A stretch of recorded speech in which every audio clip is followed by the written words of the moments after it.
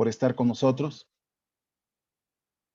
Muchas gracias por estar con nosotros en este webinar, al cual le hemos denominado Regulaciones de Inocuidad y Acciones de Control de la FDA para la importación de alimentos.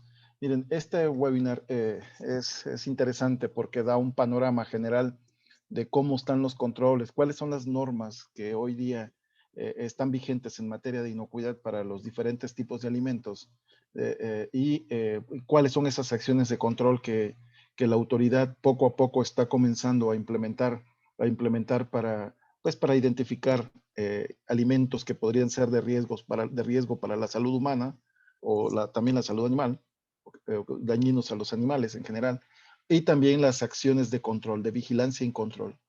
Antes que nada, quiero agradecer a nuestros amigos de FSQ Global Consulting por esta invitación y este proyecto de alianza que ahora nace y que seguramente nos fortalecerá, sobre todo hacer un catálogo de servicios que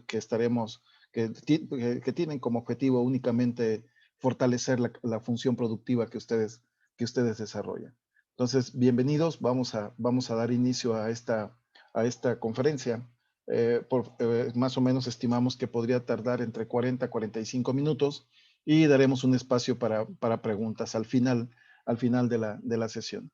Entonces, bienvenidos nuevamente.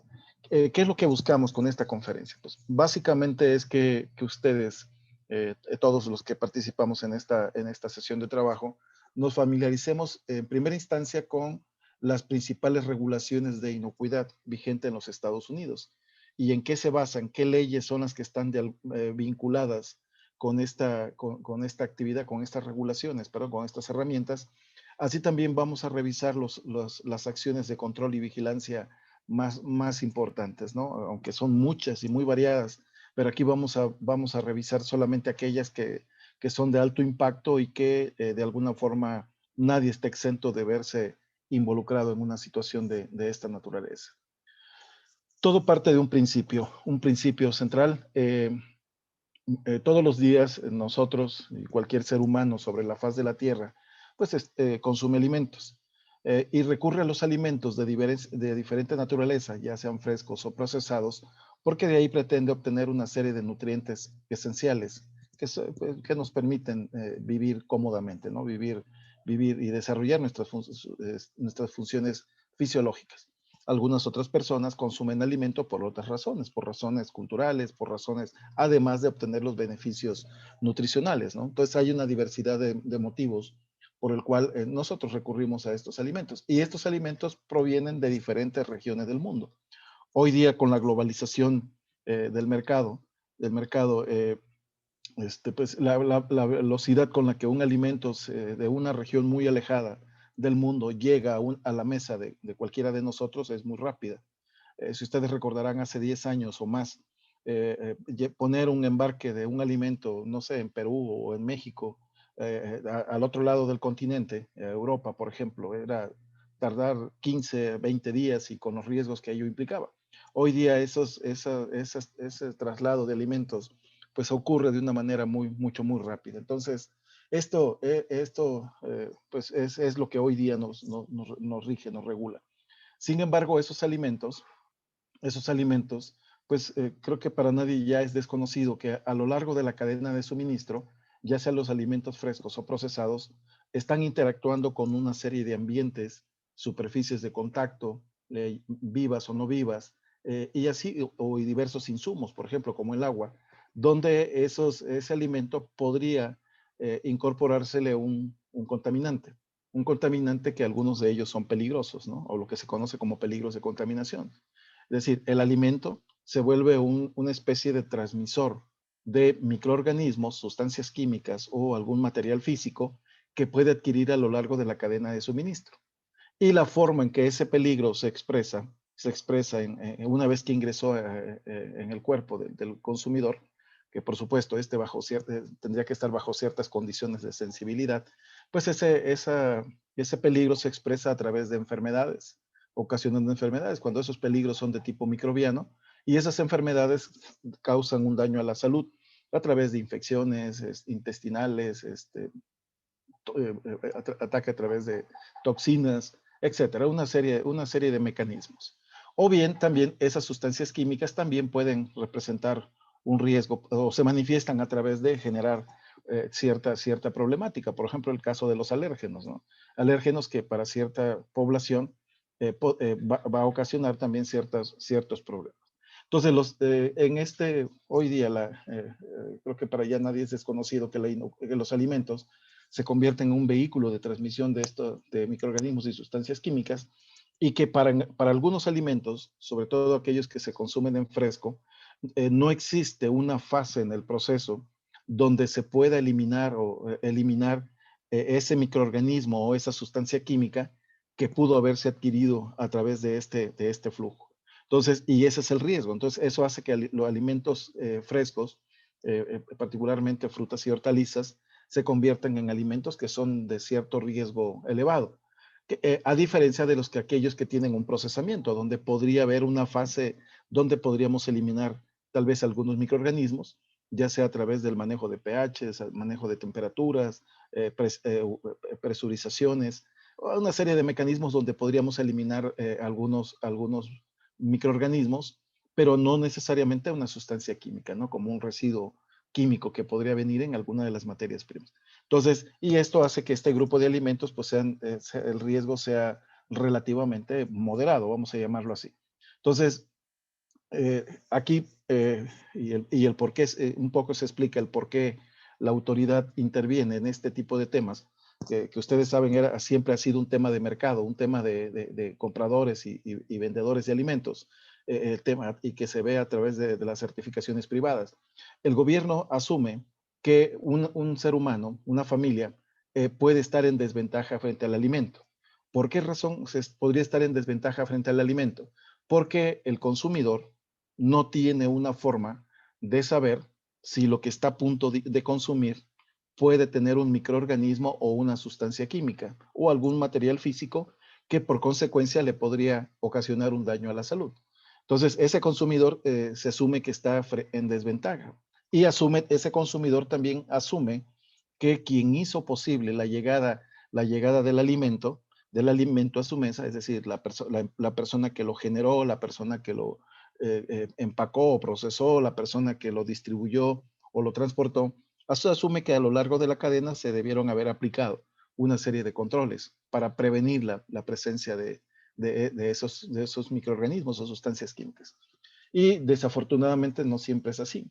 Entonces, la población mayormente afectada es aquella que es denominada la población sensible, que son personas mayores de 60 años, personas menores de 6 años, mujeres embarazadas, personas que vienen de un proceso de recuperación de un hospital, es decir, aquella persona que bajo ciertas circunstancias su sistema inmunológico está comprometido. Entonces, ellos se vuelven vulnerables ante el ataque de estos microorganismos o bien algunas sustancias químicas. A esta desventaja, cuando el que compra un alimento, el que hace posible su distribución, y el que vende, las reglas que han establecido no logran impedir que la salud humana se vea afectada, a esta condición se le llama falla del mercado. Es decir, existe una falla del mercado cuando las reglas entre particulares no son suficientes para evitar o prevenir las afectaciones al bienestar social, ¿no? Que es lo que cuida un Estado, que es lo que cuida el gobierno. El gobierno existe porque lo que busca es que a través de él, la sociedad busca a través del Estado que pues su bienestar esté garantizado. Y el bienestar de un ser humano se da pues, resguardando su derecho a la salud, a su economía, o sea, es decir, tener una forma honesta de vivir, la seguridad, tener un empleo, etcétera, etcétera. Todo ese conjunto de cosas hacen el bienestar social. Entonces, cuando un alimento, ya hablando concretamente de inocuidad, cuando un alimento que podría estar contaminado puede tener repercusiones sobre la salud humana, cuando existe esa condición de riesgo, entonces la autoridad lo tipifica como una falla del mercado. Y es cuando una autoridad interviene a través de la regulación para compensar un poco esa desventaja que el consumidor podría tener ante ese tipo de cosas. Y creo que es lo que ha pasado durante muchos años con los esquemas, ¿no? Esquemas de certificación. Si bien es cierto, los esquemas de certificación privados han existido y seguirán existiendo seguramente por muchos años, pero en muchas industrias ese tipo de certificaciones no son suficientes para reducir las probabilidades de que un ser humano se vea afectado en su salud. Y es cuando el gobierno dice, bueno, sé que hay estándares privados, pero los brotes no se detienen, los brotes no se reducen. Entonces lo que hace el gobierno es pues crear regulaciones y una serie de controles para de alguna forma asegurarse que el alimento que va a consumir su población pues no sea causante de una afectación a la salud, independientemente de que ese alimento venga de un lugar donde ya esté activa una certificación, ¿no? Una certificación privada. Entonces, ese es un principio jurídico que hay detrás de todos estos controles que vamos a ver a continuación. El impacto a la salud que los alimentos contaminados pues generan, pues la CDC en 2011 lo publica y plantea estos números, de que cerca de 48 millones de personas, más o menos una proporción de 1 de cada 6 norteamericanos, sufre un episodio de enfermedad por consumir un alimento contaminado. De esos, cerca de 128,000 ameritan una hospitalización y desafortunadamente 3,000 o más menos tienen la mala fortuna de fallecer por el efecto de un microorganismo o de alguna sustancia química que estaba en el alimento que él consumió. Entonces, definitivamente entonces que si hay una relación, la ausencia de controles en los procesos de producción de un alimento, definitivamente que puede generar un efecto negativo sobre la salud humana, ¿no? Y estos números creo que son la evidencia más que contundente. También la CDC publica en el 2000, en este año, el 2021, que en los Estados Unidos ocurre un promedio entre 17 y 36 posibles brotes de enfermedades transmitidas por alimentos en diferentes estados. Y que los microorganismos que más comúnmente se están asociando y que ocasionan estas enfermedades son listeria, particularmente listeria monocitógenes, salmonela, aquí hay 2.500 serobares de salmonela, puede ser cualquiera de ellas, y la E. coli, particularmente la E. coli o 157H7. Es decir, este tipo de microorganismos, además de algunos otros, ¿no? Parásitos como Ciclospora cayetanensis, los norovirus, etcétera. Pero particularmente estos microorganismos, además de ser peligrosos, estos ocurren también con mayor frecuencia. Y esto se detecta a través de las redes de laboratorios, que es el PulseNet del CDC. Entonces, hay un impacto a la salud, hay un impacto a la salud humana y en estos estudios también se refieren un poco a las certificaciones. Dicen, bueno, estos alimentos que causaron daños a la salud, ¿de qué tipo de instalaciones vienen? ¿Vienen de instalaciones que no aplican un sistema de inocuidad? ¿O vienen de instalaciones que ya cuentan con algún sistema de inocuidad y se descuidaron? Es decir, hacen una valoración y se dan cuenta que pues no hay, desafortunadamente, aún las instalaciones que cuentan con una certificación bajo un estándar privado, a veces pues hay, o muchas veces hay esa problemática, ¿no? De que si aún así se siguen generando alimentos contaminados. Entonces, es lo que refuerza que pues, la autoridad fortalezca sus instrumentos. Así entonces, y para poder actuar, y como lo hace cualquier otro gobierno, pues para poder realizar actividades de control, hacer inspecciones, solicitar registros, etcétera, pues lo primero que hacen es modificar sus leyes o fortalecer sus leyes. Así en Estados Unidos hay 2 leyes que están de alguna forma dándole soporte a todas las actividades que hace el gobierno. Ahorita vamos a ver esas actividades. Una de ellas es la Ley de Alimentos, Medicamentos y Cosméticos, que fue creada en 1938, después de varias reformas a otras leyes previas, pero oficialmente esta ley nace ya como Ley de Alimentos, Medicamentos y Cosméticos, sale en 1938 y ha venido cambiándose, modificándose a lo largo del tiempo, ¿no? La más reciente fue en 1975, me parece. Esta ley, la Ley de Alimentos, Medicamentos y Cosméticos, pues digamos, es una ley muy general y entre otras cosas, pues sobre eso se sustenta la no admisión de alimentos, ¿no?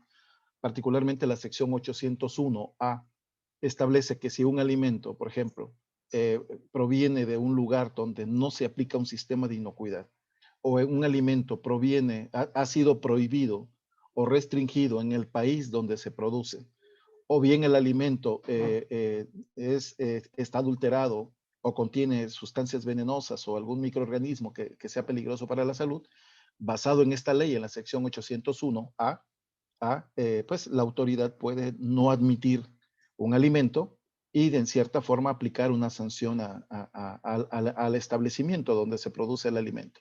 A eso es lo que se conoce como imporaler, ¿no? O alerta de la importación, cuando existe esa especie de bloqueo. Y así también esta ley, la 402, establece, la sección 402 establece lo que es adulteración. Y recordarán que un alimento adulterado también está en el campo de la inocuidad.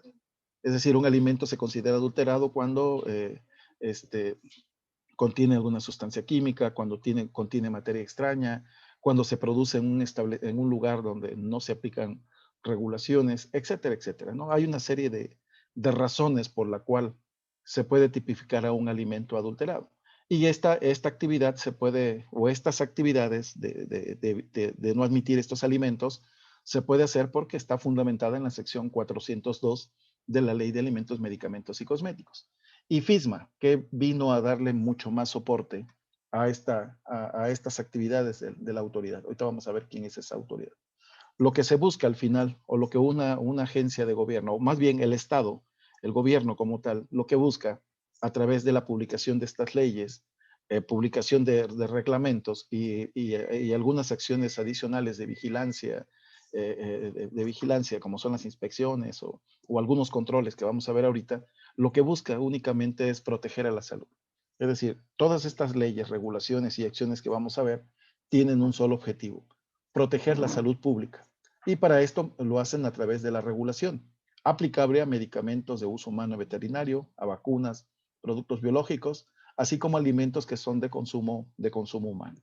Entonces, no perdamos de vista que esto que vamos a ver a continuación tiene un fin benevolente: es evitar que un ser humano se vea afectado en su salud por consumir un alimento que estaba contaminado, ¿no? Y que por consecuencia pudo haberse convertido en peligroso.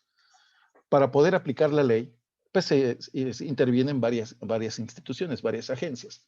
En la parte de agricultura, en la parte de lo que tiene que ver con ciertos alimentos que son que está bajo la administración, vamos a llamarlo así, o dentro del alcance del Departamento de Agricultura, hay un área que es el EIFI, ¿no? el área de inspección y servicios de alimentos en los Estados Unidos, que básicamente va enfocada a alimentos de origen animal. Está también la EPA, o la Environmental Protection Agency, que es la autoridad que autoriza, vamos a llamarlo así, sustancias químicas, ¿no? De uso agrícola, de uso en alimentos en general, de uso forestal, de uso en hoteles, etcétera. Otra autoridad también que participa en la vigilancia o administración de estas leyes es la Food and Drug Administration, o FDA por sus siglas en inglés. Y cuando se trata ya de la importación, está otra agencia, ¿no? Que es el US Customs and Border Protection, o el CBP, que son como los aduanales, son los primeros que reciben tu embarque y de ahí los van canalizando en función de la autoridad que lo vaya a regular, ¿no? Cuando un embarque ingresa a los Estados Unidos, pues el primero que lo recibe es el CBP.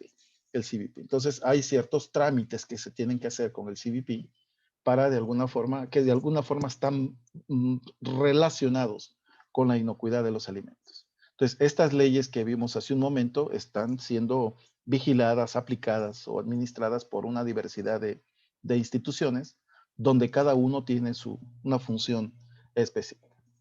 Básicamente lo que se busca con la publicación de estas leyes y de estos reglamentos y estos controles que aplican estas agencias es que todo alimento ofrecido para su importación a los Estados Unidos pues debe de cumplir con los mismos requisitos de los mismos requisitos de los alimentos que se generan en los Estados Unidos, ¿no? Es decir, como decimos aquí en México, el piso parejo, o sea, que sea igual para todos, que la misma obligación que tiene una empresa norteamericana también la tenga una empresa que está fuera de los Estados Unidos en cumplir las regulaciones vigentes de inocuidad, de etiquetado y de otras regulaciones que están vigentes en los Estados Unidos. Y hablando ya concretamente de los alimentos, pues lo que se busca es que los alimentos que se distribuyan y lleguen a la mesa de un consumidor, estos sean inocuos. Es decir, acuérdense que la inocuidad se refiere a una característica del alimento de no presentar microorganismos, sustancias químicas o objetos físicos que puedan representar una amenaza para la salud o mantenerlo a niveles permisibles. También habla para un requisito que se establece o que se requiere para los alimentos es que esté libre de contaminantes o no rebase ciertas cantidades máximas permisibles, ¿no? Como el caso de algunos procesados, donde hay un nivel máximo permisible para ciertas cuentas aeróbicas, cuentas bacterianas, perdón, etcétera. O bien estén etiquetados apropiadamente, así como estén en cumplimiento con las reglas, las regulaciones y procedimientos requeridos, ¿no? Entonces, esta es una lista de requisitos, pero que incluye una gran cantidad de alimentos y que los requisitos y procedimientos pues van a cambiar en función del tipo de alimento. Ahorita vamos a ver un poco las regulaciones que están vigentes en ese país. Particularmente voy a resaltar la actividad de una de las agencias que más peso tiene en la administración de estas leyes, es la que se conoce como la FDA o la US FDA o US Food and Drug Administration. Esta institución que se le dio vida o está creada a través de la Ley de Alimentos, Medicamentos y Cosméticos, es el organismo rector basado en principios científicos y regulatorios y que es responsable de dar la seguridad a la producción de alimentos, cosméticos, medicamentos y productos biológicos, tanto nacionales como importados. Es decir, que es el responsable de administrar o de asegurarse que este grupo de productos, que son alimentos, medicamentos, cosméticos, dispositivos médicos, etcétera, no representen una amenaza para la salud. Pero además de que no representen una amenaza para la salud, que se generen en establecimientos que estén en cumplimiento con las regulaciones vigentes, administradas por ellos. Y particularmente esta institución es el responsable primario de hacer cumplir la ley FISMA y la ley de alimentos, medicamentos y cosméticos y las regulaciones que de ahí se derivan.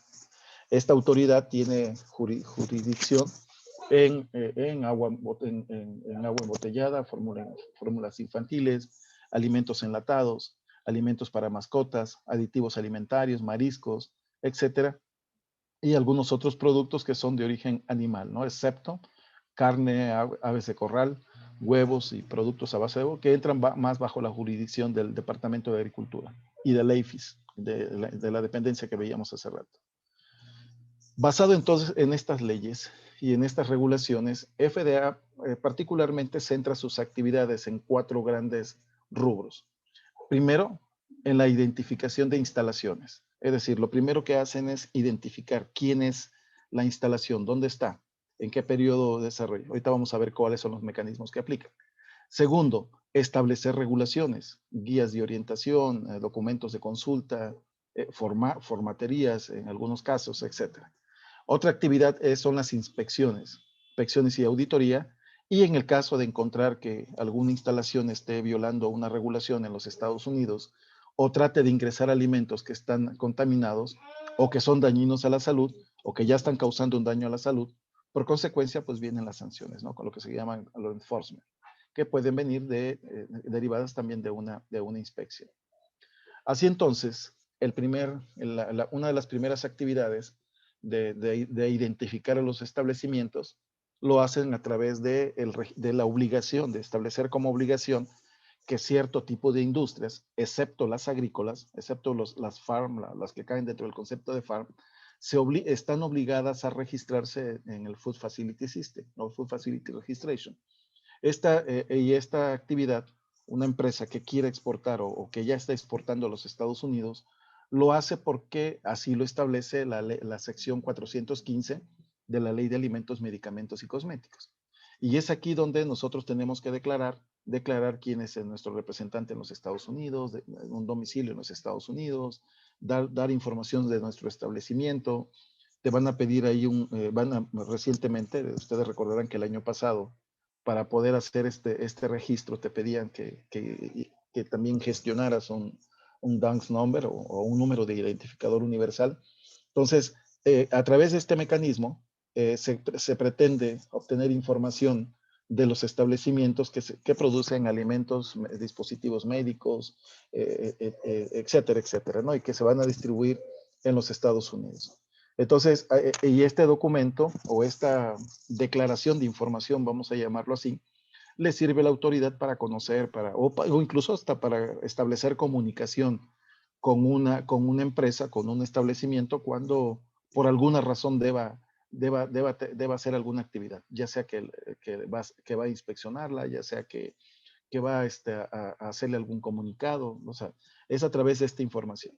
Y aquí también nosotros adquirimos algunas obligaciones, particularmente en la sección 11, por ejemplo, damos ya nuestro consentimiento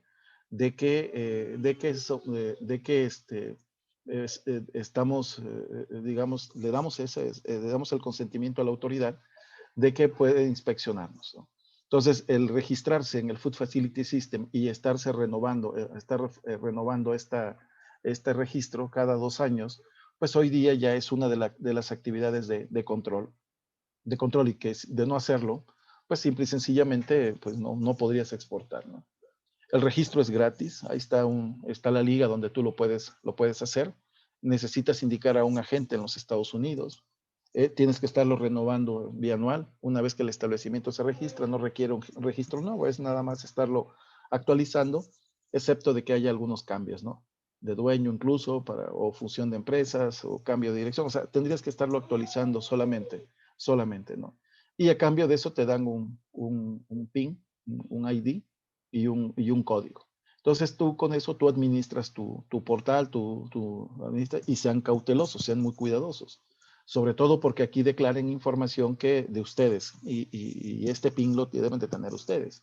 Es como accesar a una cuenta que es personal para la empresa, ¿no? Entonces, aquí mientras más la tengan actualizadas, la estén administrando, estén declarando sus domicilios, estén declarando sus números, datos de contacto, para que si en el momento dado que la autoridad los quiera contactar, pues esa información pueda llegar a ustedes de forma directa, ¿no? Sin que haya intermediarios de por medio. La segunda línea de trabajo es el establecimiento de regulaciones. Las regulaciones han tenido un cambio vertiginoso en los últimos años. Antes de FISMA existía un grupo de regulaciones, pero no todos los alimentos tenían una regulación, particularmente los alimentos agrícolas, ¿no? De origen agrícola, que se consumen en fresco. Antes de FISMA existían algunas referencias, ¿no? Como la guía para reducir riesgos microbianos. Por ahí había un código, el código 110 de buenas prácticas de manufactura, y así habían casos aislados. El importador, por ejemplo, no tenía un reglamento que lo regulara, una norma que lo regulara, a diferencia de hoy. Entonces, antes de FISMA, existían una serie de normas, una serie de instrumentos de referencia, al menos para la industria de frescos, que no precisamente eran regulaciones que eran obligatorias. Sí, hay otras regulaciones, como los HACCP, ¿no? Los HACCP para peces y mariscos, los HACCP para jugos, que ahorita vamos a abordar de manera muy general, que es para productos procesados, que esos sí eran de carácter obligatorio. Pero algunos sectores, algunas industrias, como la industria de alimentos frescos, productos agrícolas en general, pues esa no estaba regulada. De pronto hay muchas confusiones en el medio. Por ejemplo, dicen, oye, pero si yo estoy certificado bajo el tal estándar, ¿eso ya me permite a mí cumplir con la ley? Lo cierto es que puede ayudar, pero no necesariamente estás cumpliendo con tu certificación. Eso ya suple el que no tengas que hacer algo. Y básicamente la razón es porque hay un principio jurídico. Eh, Básicamente estas reglas que hoy conocemos, como que han derivado de FISMAS, las reglas HACCP, básicamente entran dentro del concepto de regulaciones. Y una regulación se entiende como un instrumento jurídico que emite una autoridad y mediante el cual establece reglas que deben de cumplir los particulares. Es decir, de entrada una regulación, una norma, Product Safety Rule, Reglamento de Controles Preventivos, Foreign Supplier Verification Program, todas esas normas son instrumentos jurídicos, donde una autoridad te dice, mira, usted, si usted es productor agrícola, las actividades mínimas que usted debe de desarrollar son A, B, C y D. En el tema de agua, usted debe hacer esto, debe hacer aquello, debe hacer esto. En el tema de fertilización, usted, o sea, a través de ese instrumento jurídico, la autoridad te está diciendo cuáles son las actividades mínimas que esperaría encontrar o que necesitarías aplicar en tu establecimiento para poder minimizar el riesgo. Pero como estas regulaciones vienen de una ley, no están sujetas o bueno, sí estuvieron sujetas a revisión mientras se conformaban. Pero ya una vez que se publican, ya una vez que la sociedad la acepta y todo el mundo dice que ese es el instrumento, en ese momento ya no queda, digamos, ya no es opcional, vamos a llamarlo así, se convierte en algo obligatorio. Y lo único que puede modificar eso es otro documento que la autoridad emita. Es decir, yo no puedo comparar a un estándar privado o los requisitos que establece un estándar privado con los requisitos que establece una regulación, aunque hayan muchas similitudes técnicas. Si usted ve, por ejemplo, un estándar un estándar privado, ve los requisitos que le pide y lo compara, por ejemplo, contra controles preventivos, podrían existir muchas similitudes técnicas.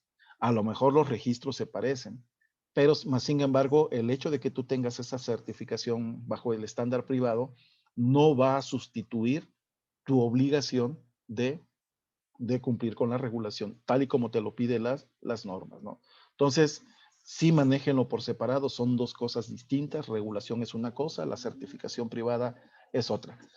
Con esto, lo que quiero decir nada más es que son diferentes, no es que no sean útiles.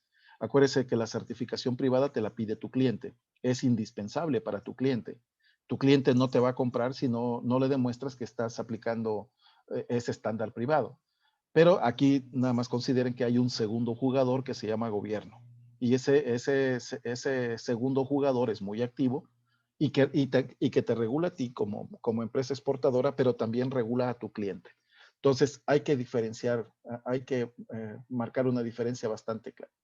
Y así veíamos que antes de la ley FISMA, y siguen estando, ha habido una serie de programas, una serie de regulaciones que aplican a diferente tipo de industrias, ¿no? Como la norma 113, 114 para alimentos de baja acidez, que son enlatados o enlatados herméticamente.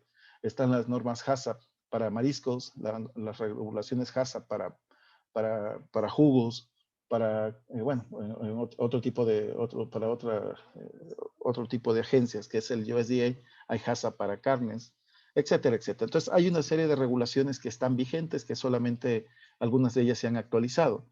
Pero ahora que se publica la ley FISMA trae también otro grupo de regulaciones, trae una serie de ajustes a diferentes reglamentos, a diferentes guías de orientación, y FISMA pues viene también a sumar muchas regulaciones para cierto tipo de industrias, ¿no? Y armoniza otras.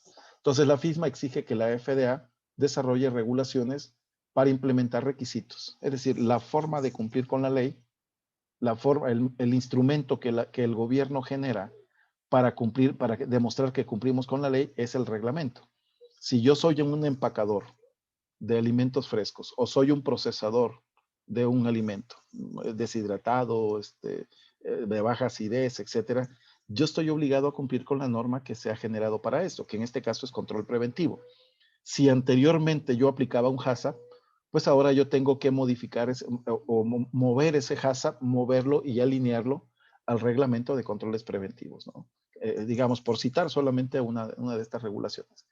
Entonces, a la par de estas regulaciones, también FDA está proporcionando guías de orientación, ha publicado una cantidad de documentos impresionante en los últimos años, en los últimos 5 o 7 años, desde las regulaciones, guías de orientación, ha publicado muchos documentos que podemos consultar en diferentes sitios de la misma agencia. Así, algunos de los reglamentos que se han derivado con la ley FISMA, es es el reglamento 112, 21 CFR 112, luego también conocida como Product Safety Rule. En este instrumento jurídico, por favor, quiero resaltar la palabra instrumento jurídico, están establecidos los requisitos que se deben aplicar durante la producción primaria de productos agrícolas que se consumen en frescos. Es decir, esta misma norma establece quiénes son los alimentos que están obligados a cumplirla. También marca algunas excepciones, pero particularmente son aquellos que se consumen en frescos. Y aquí también está, este reglamento tiene una sección de instalaciones de empacado. Es decir, hay una parte que habla de si tú empacas en campo, cómo debería ser ese tipo de instalaciones, qué manejo debes darle, qué mantenimiento, los planes de saneamiento, o sea, una especie de programa de buenas prácticas de manufactura enfocada para ese lugar donde estás empacando. Pero eso forma parte de la Product Safety Rule. Entonces, los agricultores dentro de Estados Unidos o fuera de Estados Unidos están obligados a cumplir con la Product Safety Rule. Las empresas empacadoras, las instalaciones empacadoras, las procesadoras de alimentos, las congeladoras, las empresas que almacenan productos o que hacen un reempacado, estas instalaciones están obligadas a cumplir con el reglamento 21 CFR 117, que establece que es Hazard Analysis, Good Manufacturing Practice and Preventive Control for Human Food. Entonces, o también se le conoce como norma de inocuidad, perdón, norma de controles preventivos para alimentos de consumo humano. Aquí una planta empacadora, una procesadora, pues las reglas que debe de cumplir o los controles que debe de cumplir, pues están en este instrumento. Las líneas transportistas, las que hacen posible la llegada del alimento a los Estados Unidos, ya sea vía terrestre, vía marítima o vía aérea, las reglas que en materia de inocuidad deben de cumplir es el reglamento de transporte sanitario, igual, empresas que manejan volúmenes muy altos de alimentos y que son susceptibles de ser adulterados de forma intencional y donde buena parte de la población podría verse afectada por consumir un alimento, ellos están obligados a cumplir este reglamento, estrategias de mitigación para protegerlos contra la adulteración intencional o el food defense que le llaman. También tu cliente, o más bien tu importador, que podría ser tu cliente, o el importador norteamericano que anteriormente no tenía un reglamento en materia de inocuidad, hoy día el importador norteamericano, él está obligado a cumplir con el reglamento Foreign Supplier Verification Program, o FFVP. Entonces, este cliente o este importador debe garantizar que los alimentos que está digamos, trayendo del exterior, de cualquier parte del mundo, debe de venir de un establecimiento que esté en cumplimiento con la regulación que le toca. Es decir, si este importador trae paltas, por ejemplo, de Perú, trae paltas de Perú, entonces este importador debe asegurarse que esta empacadora de paltas esté en cumplimiento con el reglamento 117. Y también si las paltas se las compra a un agricultor, pues este importador debe asegurarse que este productor esté en cumplimiento con el reglamento 102.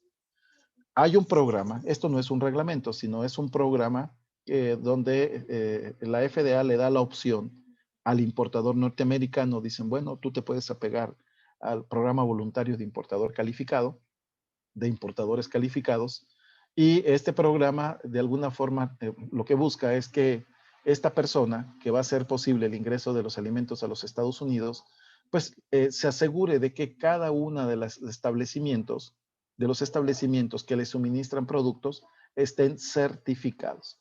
Y la palabra certificación, obviamente la certificación se basa en el reglamento que le tocaría cumplir. Esa certificación se refiere más a un dictamen de opinión, es decir, basado en ese programa, un organismo de tercera parte que la FDA ha autorizado a través de organismos de acreditación, ese organismo de tercera parte o organismo de certificación hace una auditoría a este establecimiento y si cumple con la regulación que le toca cumplir, en ese caso se le emite un dictamen de opinión. Y para eso existe estos organismos de tercera parte. Por lo tanto, hay un séptimo reglamento que es la acreditación de organismos de tercera parte, ¿no? Que si ustedes le ponen así, acreditación de organismos de tercera parte en el buscador, lo va a llevar a la lista de qué empresas están bajo esa condición. Y aquí es donde entran en acción una actividad que es la auditoría. La auditoría. Recuerden, las inspecciones las hacen los oficiales del gobierno. Las auditorías de estas normas la hacen organismos o la hacen auditores calificados. Y esos auditores calificados puede ser una persona o puede ser un organismo que la FDA ha acreditado a través de esta regulación. Entonces, es así como están de alguna forma esos controles. Entonces, de manera general, pues está la norma de productos agrícolas frescos, que se enfoca sobre 6 grandes puntos: agua de uso agrícola, requisitos para agua de uso agrícola, requisitos para el manejo preventivo de animales domésticos y silvestres, todo lo referente a enmiendas biológicas o mejoradores de suelo, particularmente aquellos que son a base de estiércol, programas de salud y higiene de trabajadores, equipos, herramientas, infraestructura y el saneamiento, así como actividades de producción, cosecha y empacado. Y una sección que habla de los registros, ¿no? De que te dice, mira, si tú vas a generar registros, los registros deben de cumplir con estas particularidades.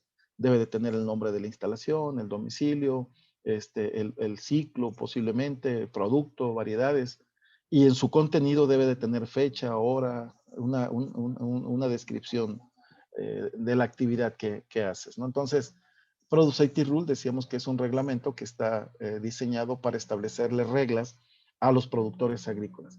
Y al igual que todas las regulaciones que acabo de mencionarles, se requiere que haya una persona, es decir, que el que tome decisiones en materia de inocuidad haya tomado un programa de entrenamiento donde ese programa de entrenamiento, el contenido, es reconocido como adecuado por la FDA. Y ahí es donde muchas personas van y seguramente seguirán yendo a estos cursos que imparte la Product Safety Alliance, que es un organismo, es una alianza que hizo la FDA con algunas universidades en los Estados Unidos, y se crea este Product Safety Alliance. Entonces a ellos son los que imparten estos cursos, y es el que FDA reconoce como confiable, ¿no?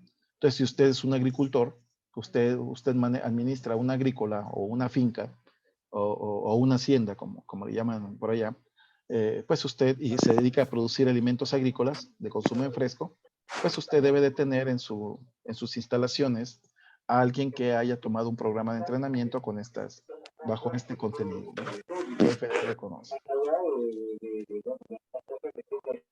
Eh, el reglamento 117 que les comentaba que aplica para plantas empacadoras, procesadoras, este reglamento se divide también en varias partes. La subparte A es una parte general donde aquí te dice que te organices, crees una estructura interna. Es decir, dice que tienes que asignar tareas a supervisores, tienes que demostrar que esos supervisores están capacitados para desempeñar en la tarea que tú le asignaste y demostrar que además están calificados. Digamos que son 3 grandes requisitos, ¿no? Primero le asignas tareas. Por ejemplo, si yo trabajo en tu instalación y a mí me asignas la función de vigilar las instalaciones de que se estén bajo buen resguardo físico, entonces tú tendrías que hacer un documento donde me asignas esa tarea y me dices, Miguel Ángel, tú te vas a encargar de vigilar las instalaciones, vas a verificar que los sanitarios estén de forma adecuada, o sea, me asignas la tarea. Luego me capacitas, me dices cómo voy a hacer mi actividad y me generas un registro de capacitación. Y después demostrar que estoy calificado para eso. Y eso lo puedes hacer a través de la capacitación, es decir, un certificado de capacitación. Puede ser a través de la educación. A lo mejor yo tomé una materia en mi carrera profesional, tomé una materia donde me hablaron de eso, o a través de la experiencia, ¿no? Después viene un programa de buenas prácticas de manufactura y viene una parte C, es el Food Safety Plan o Plan de Inocuidad de los Alimentos. Y aquí pues vas a determinar, vas a hacer un diagrama de flujo, un análisis de peligros, vas a determinar controles preventivos para proceso. O sea, si tú tenías un HACCP, ahora a esos puntos críticos de control que tenías en HACCP, ahora les vas a llamar controles aplicados al proceso o controles preventivos de proceso. O sea, HACCP y punto crítico de control, perdón, punto crítico de control y controles preventivos de proceso son lo mismo. son lo mismo, ¿no? Hay que establecer límites críticos, hay que estarlos monitoreando, aplicar acciones correctivas. Por supuesto, ese tratamiento al que le des al producto, pues debe de estar validado, ya sea por una autoridad de proceso o por alguien con conocimiento técnico de la actividad. Y así hay control preventivo de alérgeno, un control preventivo de saneamiento, un control preventivo de proveedores. El plan de retiro también es un control preventivo, ¿no? Entonces, todos esos son componentes de esta parte C. Luego viene una sección D que son requerimientos modificados, es decir, digamos, cuando algunas cosas no necesariamente estás obligadas a cumplir y cuando sí. También cuando puede hacerse una instalación cualificada. Y hay una parte F, donde te establecen requisitos para los registros. Es decir, no a cualquier documento se le puede llamar registro. Para que se tipifique como un registro, debe de cumplir con las especificaciones que están establecidos en esta zona. Y también si usted adquiere productos y los trae de otras partes, de otras regiones, ya sea dentro de su mismo país o de otras partes del mundo, y usted las empaca, las procesa y después las convierte en un alimento y las lleva a los Estados Unidos, pues también está obligado a aplicar un control, un programa de la cadena de suministro. Entonces, estas son las secciones que trae esta regulación y que le aplica a una empacadora y a una procesadora. Y decíamos que nuestro cliente, el importador norteamericano, y a mi opinión, este es el reglamento de más peso, porque ahora la FDA le designa la responsabilidad al importador norteamericano de asegurarse que quien le suministre los alimentos, pues apliquen las normas que deberían de aplicar. Si el que le suministra el alimento es un campo agrícola, es un agricultor, pues ese agricultor tiene que demostrar que está aplicando el Product Safety Rule. Si el que le suministra el alimento es una procesadora o una empacadora, pues debe demostrar que está aplicando control preventivo, ¿no? El reglamento de controles preventivos. Entonces, tu cliente se ve obligado a verificar que usted en calidad de proveedor, pues esté cumplimiento con la regulación. Entonces, esta norma o este reglamento requiere que los importadores pues hagan una valoración de qué peligros, qué contaminantes podrían venir en el alimento que está ingresando a los Estados Unidos y basado en esa evaluación de peligros, pues pueda tomar decisiones, ¿no? De establecer controles adicionales o pedirte que cumplas con la regulación, etcétera, etcétera. Y además hacer verificaciones. Y las verificaciones pueden ser una auditoría en físico, in situ, pueden ser revisión de documentos, pueden ser análisis de laboratorio u otras acciones, ¿no? Otras actividades. Usted puede consultar más información sobre esta norma de Foreign Supply, que por ahí les anuncio, tenemos un curso en puerta, en alianza con nuestros compañeros de FQ Consulting, donde vamos a hablarles de este curso. Y usted en calidad de proveedor extranjero, valdría la pena que usted conozca cómo lo va a evaluar su importador, qué le va a pedir o qué le está pidiendo. Y aquí también usted se va a dar cuenta el por qué a lo mejor su importador ya le está exigiendo a usted a lo mejor muchos documentos. Y a lo mejor usted podría no estar muy claro el por qué se le está pidiendo. Entonces, aquí en este curso vamos a decir, es un curso oficial. Este reglamento establece que el proveedor extranjero es una persona del alimento, es el establecimiento que manufactura, procesa el alimento, cría el animal o cultiva un alimento y que este es después exportado a los Estados Unidos. Es decir, usted como exportador se ve alcanzado por este reglamento, el Foreign Supplier Verification Program, porque usted entraría dentro de este concepto de proveedor extranjero. Es decir, el hecho de que usted esté fuera de los Estados Unidos y esté enviando alimentos hacia Estados Unidos y el que lo recibe, que es su importador, está obligado a cumplir con una norma, eso lo vuelve a usted por de facto como el proveedor extranjero, ¿no? El proveedor, la instalación. Por lo tanto, su importador le va a requerir a usted una serie de condiciones, una serie de reglas, lo va a venir a auditar, va a venir a verificar que usted esté en cumplimiento con la norma que le toca cumplir y está aplicando, si es que su importador considera que hay algunas otras actividades que usted deba hacer, pues simple y sencillamente también les va a pedir esa situación. Entonces así la FDA le requiere al importador a través de este reglamento que haga esta vigilancia. Si usted es procesador, pues usted está obligado a cumplir con control preventivo de proceso o empacador. Y si usted es agricultor, pues está obligado a cumplir con Produce Safety Rule o el HACCP o algunos otros esquemas que están basados en la regulación. Esas son las regulaciones que están vigentes en los Estados Unidos y ahora cómo las están controlando, cómo las están vigilando. Para eso recurren a varios mecanismos, ¿no? El primer esquema de vigilancia ocurre durante el ingreso del alimento a los Estados Unidos, durante la importación misma. La FDA tiene un documento, que es el Regulatory Procedure Manual, donde aquí se establecen todos los mecanismos, todos los controles que la autoridad va a realizar, desde cuándo va a ser un muestreo, cómo debe hacerse la notificación de un embarque, o sea, una serie de actividades que tienen que ver con controles que se aplican al momento de que el alimento es ingresado.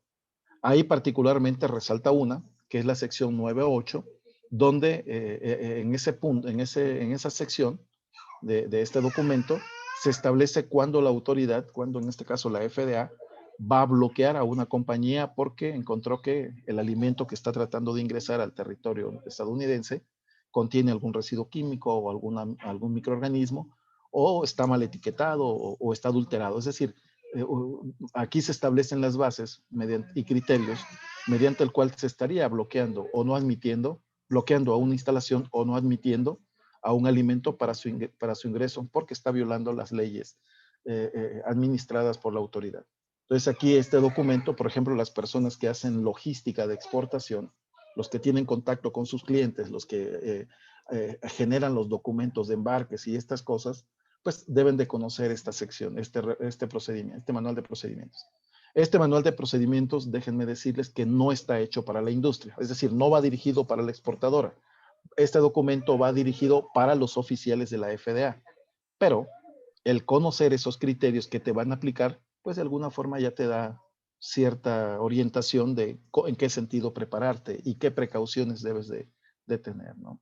Ahí, durante uno de esos controles que ocurre son los muestreos, y donde ahí van a tomar, válgame la redundancia, van a tomarte algunas muestras para ser evaluadas, para identificar la posible presencia de residuos químicos o presencia de microorganismos, particularmente aquellos que tienen antecedentes de ser peligrosos, ¿no? Como E. coli o 157H7, listeria, salmonelas, etcétera. Y va muy asociada al tipo de alimentos. Algunos se prioriza el muestreo microbiológico y algunos otros tal vez la parte de residuos químicos, ¿no? Y eso pues te lo comunican a través de ciertos documentos, que es el Notice of FDA Action, o noticia de acción de la FDA, ¿no? Que si te encontraron un plaguicida o te encontraron un microorganismo, te llega una notificación, o debería llegarte una notificación si es que colocaste bien tus datos en la página, en el Food Facility System. Entonces, ahí te enteras de que la autoridad te encontró algo y lo que te viene encima, pues es un bloqueo, ¿no? Lo que se conoce como import alert. Entonces, durante este proceso de importación, pues la FDA aplica una serie de medidas. Desde que reciben los documentos en la aduana americana, se suben a un software que es el OASIS, y en este OASIS, pues ya basado en un historial que tenga la compañía, pues determina si esta compañía se le coloca bajo observación, que es lo que se conoce como semáforo rojo, o simple y sencillamente se libera. Entonces, la FDA revisa esta información en el sistema y puede ser que se enfoque solamente en revisar el embarque, o puede ser que se revise que haya antecedentes de esta compañía y que implique tomar algunas cosas, hacer algunas acciones adicionales, ¿no? Como el muestreo, por ejemplo.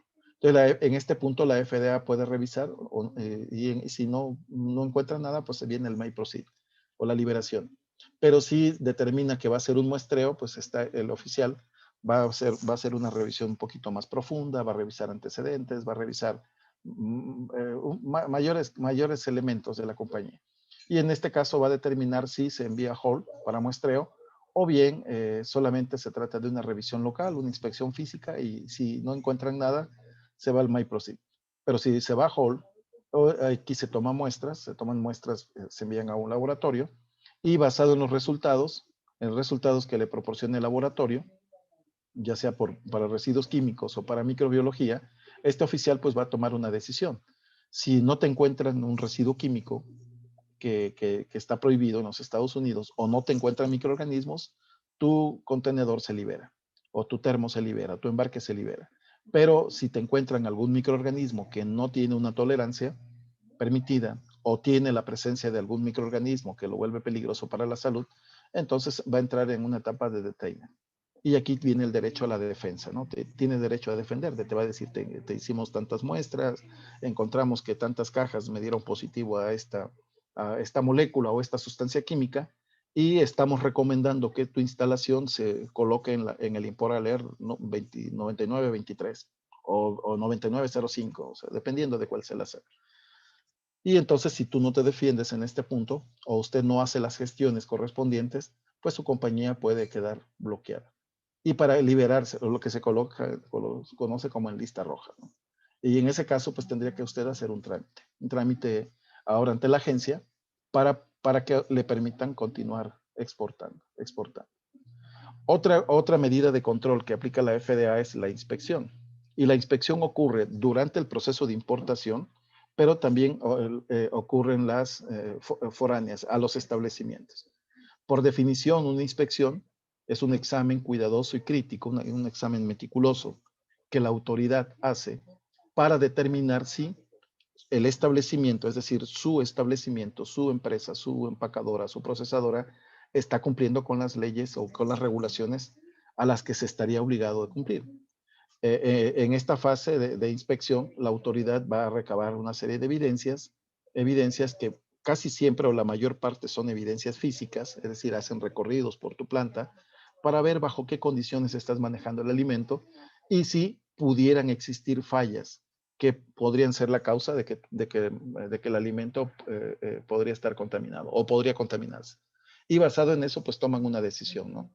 Una decisión. Entonces, todo esto lo describen en otro documento que es el Investigation Operation Manual, en la sección 5.3 y 5.4. Usted puede encontrar información si llegaran a su planta, si usted es empacador o procesador y recibe una inspección de la FDA, en este manual, en la sección 5.4, va a encontrar qué le revisarían a su planta, por ejemplo, qué le revisarían a su edificio, qué le van a revisar a los sanitarios, qué le van a revisar al personal. Es decir, todo eso viene establecido en este manual, ¿no? Entonces, acuérdate, la inspección no es una auditoría. La inspección se enfoca sobre el establecimiento, sobre la instalación, y no va a ver qué tan bien estás aplicando un sistema de inocuidad, sino más bien van a valorar cómo estás generando el alimento. A diferencia de una auditoría que sí te piden, que te va a ver lo bien que estás haciendo las cosas, ¿no? Y aquí te dicen, bueno, si por ejemplo tú estás obligado en una auditoría el auditor te dice, pues demuéstrame que tu gente se lava las manos, ¿no? Vas a pedir que la gente se lave las manos, o sea van siguiendo una serie de requisitos. Una inspección es distinta, ¿no? Es un poco distinta. Entonces aquí, estas inspecciones están diseñadas para identificar posibles problemas de inocuidad antes de que esos alimentos ingresen a los Estados Unidos. Y basado en esta información que recaben, pues van a determinar si la compañía continúa siendo proveedora o simple y sencillamente la suspenderían un tiempo en lo que corrige esas fallas que pudieron haberlo encontrado. Entonces, eso es, y hoy súmenle que si además de eso estamos obligados a cumplir con una norma, una regulación, pues van a evaluar también si estamos en cumplimiento con esa regulación. Se viene un proceso de inspecciones muy fuerte. Hasta ahora, básicamente estas inspecciones se han detenido un poquito por este tema de la pandemia, ¿no? Pero bueno, ustedes pueden entrar al dashboard. Ahorita les voy a mostrar una página donde pueden ver cuántas inspecciones se realizan por año, cuántas son en Perú, cuántas son en Colombia, cuántas son en México, cuántas son en las diferentes partes del mundo y más o menos qué es lo que encuentran. Entonces, estas inspecciones básicamente se basan o se eligen a las instalaciones basado en antecedentes. Es decir, primero, qué tan riesgoso es el tipo de industria. Por ejemplo, qué tan riesgoso es el alimento que va a ingresar a los Estados Unidos. Entonces, basado en un análisis de riesgos, ellos determinan que hay probabilidades de que ese alimento podría ser portador de ciertos microorganismos o sustancias químicas.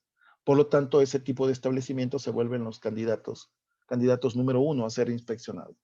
Pero también puede ser un historial de violaciones, es decir, que la empresa ya tenga un historial de que constantemente les están retirando alimentos, de que ya se involucró tal vez en un brote epidémico, de que sus clientes se están quejando porque el producto que se está enviando está sucio, está podrido, o no está en las mejores condiciones.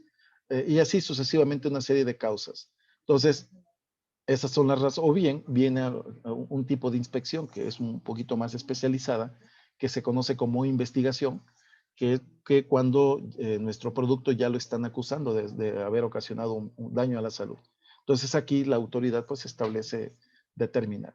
Vamos a ver que hay inspecciones rutinarias, inspecciones no rutinarias. Las no rutinarias se basan en por evento. Bueno, hay una serie de cosas aquí. Aquí no. De hecho, hay una conferencia más adelante que también están invitados. Por ahí nuestros amigos de Consulting van a publicar el calendario donde les vamos a hablar de las inspecciones y las auditorías. Hay un tema por ahí muy general, ¿no? Donde les vamos a dar algunos pormenores generales de este tipo de cosas. Y aquí una empresa también puede correr riesgos. Por ejemplo, acuérdese que cuando van a inspeccionar a una compañía, lo primero que le hacen es hacerle llegar una notificación. Le llega un documento, o bien este puede ser por correo, y en este documento o en este correo viene un cuestionario donde quieren conocer un poquito más de su instalación. Viene dónde está, qué alimentos produce, el periodo, etcétera, etcétera. Viene una serie de preguntas. Si usted no la llena o no confirma de que acepta la inspección, en ese momento se asume que usted como empresario no está, no tiene la voluntad de atender la inspección. Y aquí usted puede quedar bloqueado por eso. Es la alerta, su empresa y su nombre aparecería en el Import Alert 9932 por atender una inspección federal de la FDA. Pero vamos a suponer que usted sí aceptó la inspección.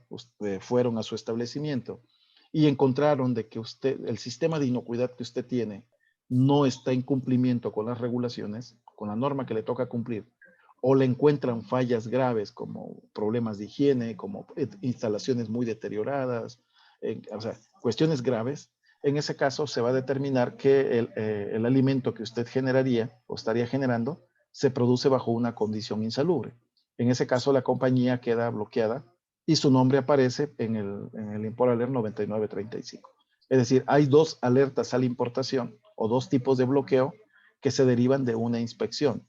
Por no atender una inspección, o bien si la atendiste, pero te encontraron que no estás en cumplimiento con la regulación. Basado entonces en esto, ya publicaron reglamento, ya nos dicen que tenemos que registrarnos, ya publicaron reglamentos, hacen vigilancia en los puntos de ingreso, hacen inspecciones. ¿Qué sanciones se derivan de ahí? La primera es, una de las, tal vez de las más frecuentes, es lo que se conoce como detained. Detained se aplica cuando a un alimento se le encuentran materiales extraños, suciedad, está mal etiquetado o la información que está en la etiqueta es engañosa o le encuentran un residuo plaguicida. En este caso, la FDA dice, este alimento está en violación a la ley, por lo tanto no se va a movilizar hasta que se determine si se va a destrucción, si se va a reexportar a otro país. Una reexportación ocurre cuando la causa por la cual detuvieron un alimento es porque a lo mejor le encontraron un residuo químico en cantidades infinitamente pequeñas, a nivel de trazas, por ejemplo. Pero el único problema que tiene ese alimento es que la molécula que le encontraron no está permitida en los Estados Unidos, pero sí puede estar permitida en México. Es decir, nadie se va a morir o se va a enfermar porque coma esas lechugas o esas espinacas o esos mangos.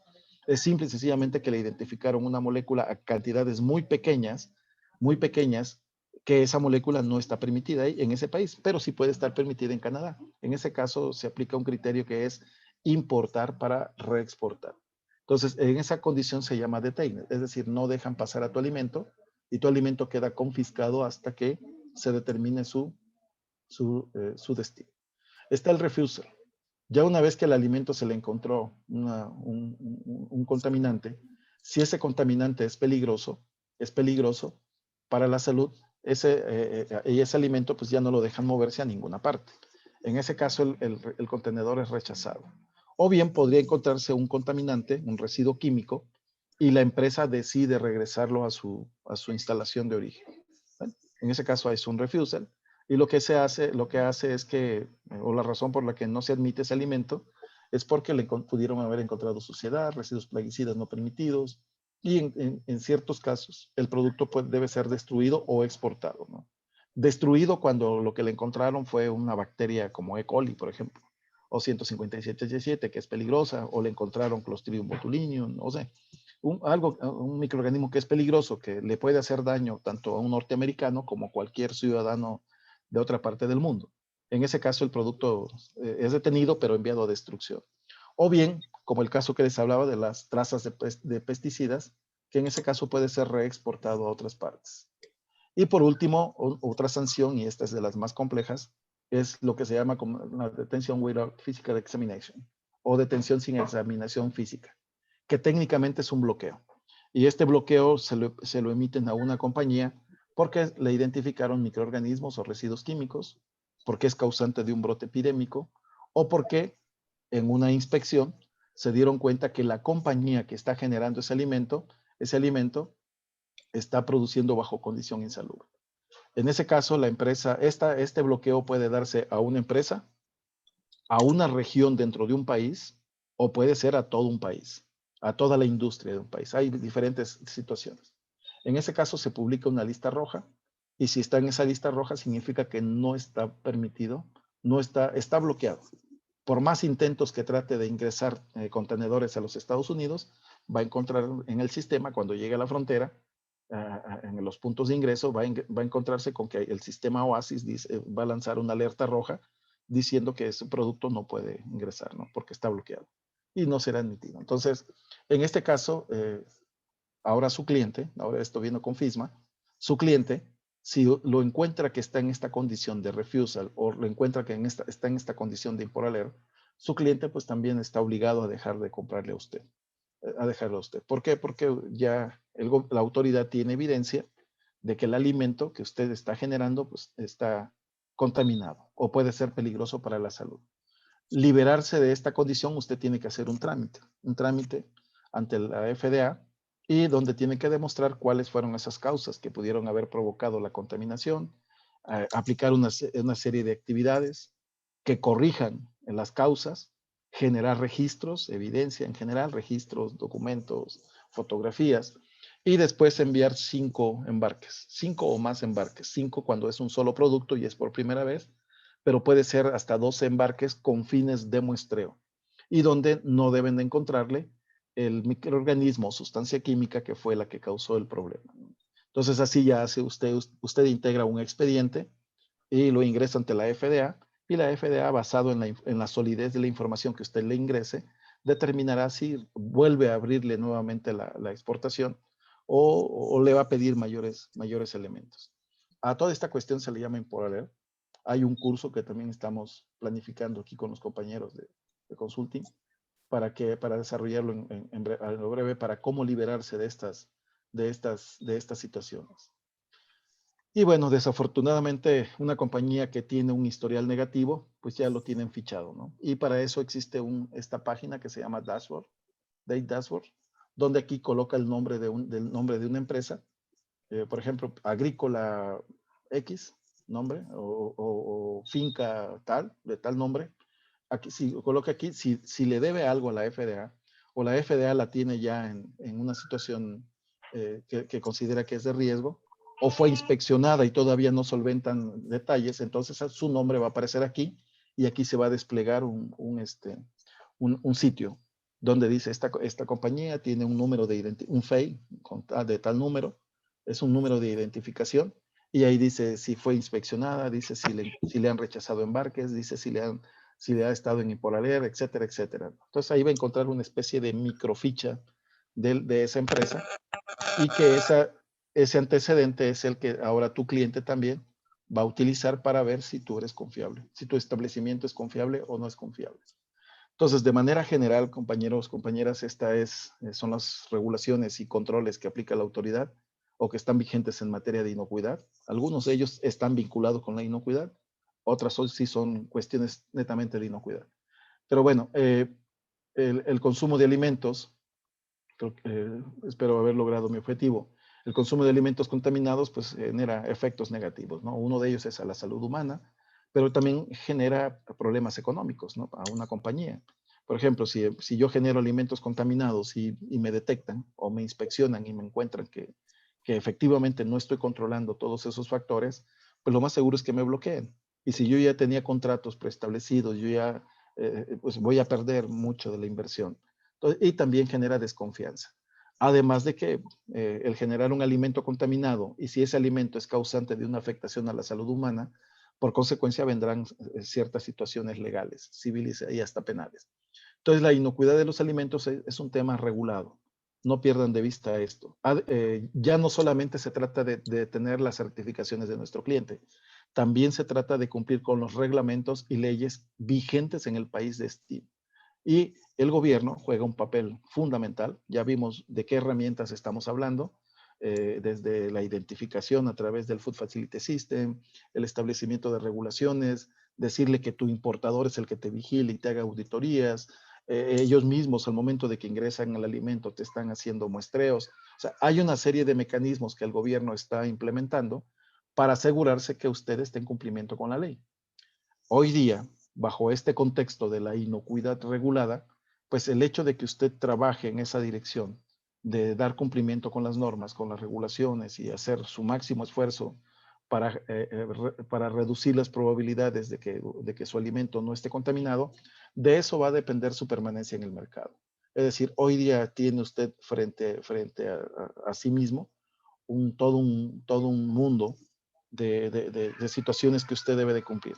Debe cumplir con las regulaciones de Estados Unidos, debe asegurarse que su alimento no contenga microorganismos o sustancias químicas y también si un día lo inspeccionan, usted esté preparado para atender una inspección. Y si viene en un momento dado un organismo de tercera parte enviado por su cliente, también usted pueda defender su plan de inocuidad en forma. A veces muchas compañías se meten en problemas porque si bien es cierto pueden tener un buen sistema de inocuidad, pero a veces no lo saben comunicar, no lo saben plantear o su información no está organizada y eso los pone en desventaja frente a auditorías o inspección. Y los productores y exportadores de alimentos deben de desarrollar planes de inocuidad que satisfagan los requisitos de sus clientes, pero que también cumplan con las regulaciones de inocuidad vigentes. Entonces, ese era nuestro propósito con esta conferencia. Daríamos paso a algunas preguntas. Creo que ya me pasé del tiempo. No sé, Erika y Silvana, si ustedes, hay algunas preguntas en el chat. Sí, muchas gracias, Miguel. No sé si alguno tendría alguna consulta relacionada a este tema. Por favor, prende su micro para que Miguel nos pueda ayudar con la respuesta.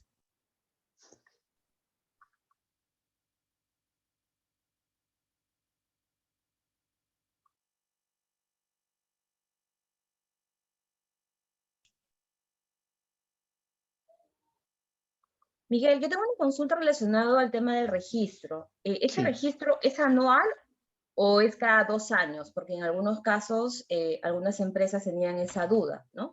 En el registro ante el FDA. El registro se hace por una sola vez. Se hace por una sola vez. Lo único que tienes que hacer es renovarlo cada 2 años. Es cada 2 años. O sea, tú generas un registro, te dan un ID y un número, un código, y ese ya lo tienes. Ese lo haces una sola vez. Lo único es que tienes que estarlo renovando cada 2 años.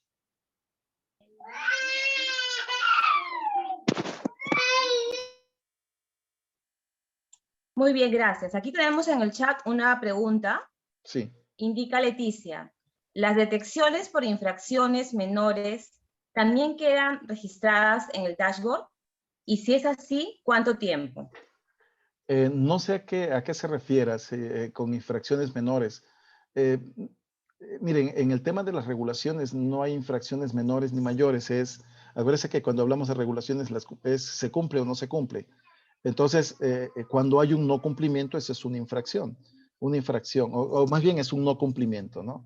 Ya después, si ese no cumplimiento es relevante, es decir, representa o puede representar una amenaza para la salud, en ese caso la autoridad pues va a aplicar una sanción más fuerte, como es el bloqueo.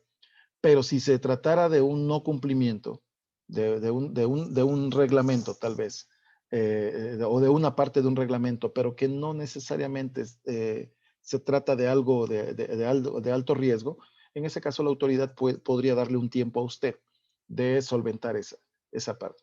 Si es bloqueo, pues es el tiempo que tarde usted en corregirlo, ¿no? En corregirlo. Ahora, si se trata de que nos identificaron un residuo químico o un microorganismo, pues sí, se va a aparecer en el dashboard, ¿no? En esa base de datos. Va a decir que en tal fecha nos rechazaron un embarque, y la razón por la cual y todo el mundo se entera de que nos rechazaron un embarque y que la razón por la cual nos rechazaron era porque tenía salmonela, porque tenía plaguicidas. Son bases de datos públicas. Y esas van a permanecer ahí. No hay una vigencia. Una vigencia, ¿no? Listo, gracias. Flor nos pregunta, si es una sola razón social, pero son varias plantas procesadoras, ¿el registro es para cada planta? Sí, el registro se hace por instalación. Y la instalación, acuérdese que la definición es el lugar donde usted produce, empaca un alimento o cultiva un alimento. Entonces, si no es tanto por un grupo, sino es por instalación. Si el grupo es propietario de 9 instalaciones, pues debe de contar con 9 registros.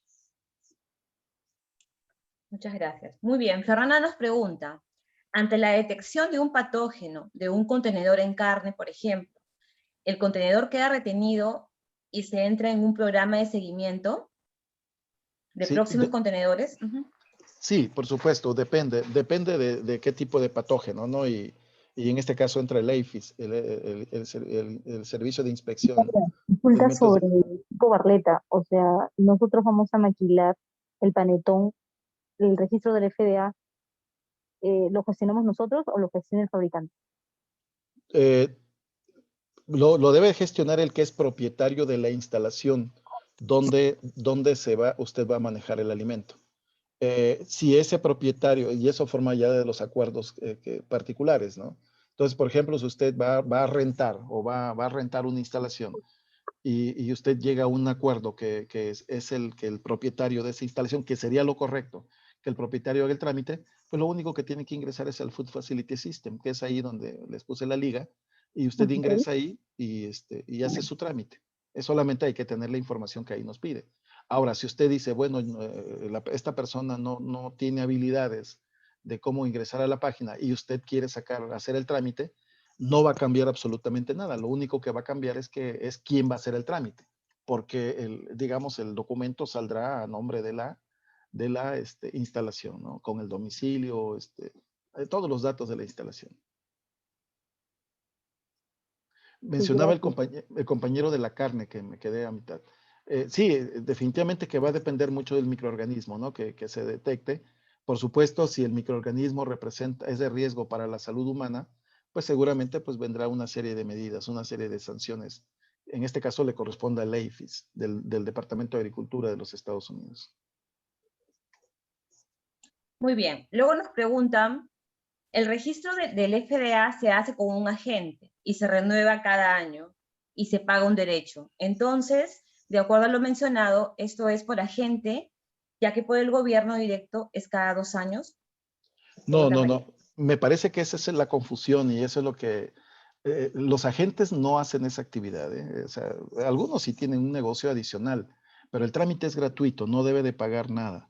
No debe de pagar nada. Eso es algo que a lo que ha sucedido es que ha habido compañías que se han creado precisamente para eso. En Estados Unidos eso es un negocio. De pronto alguien dice, pues voy a apoyar a los exportadores, a las empresas que vienen de fuera de Estados Unidos y yo me voy a poner como su representante.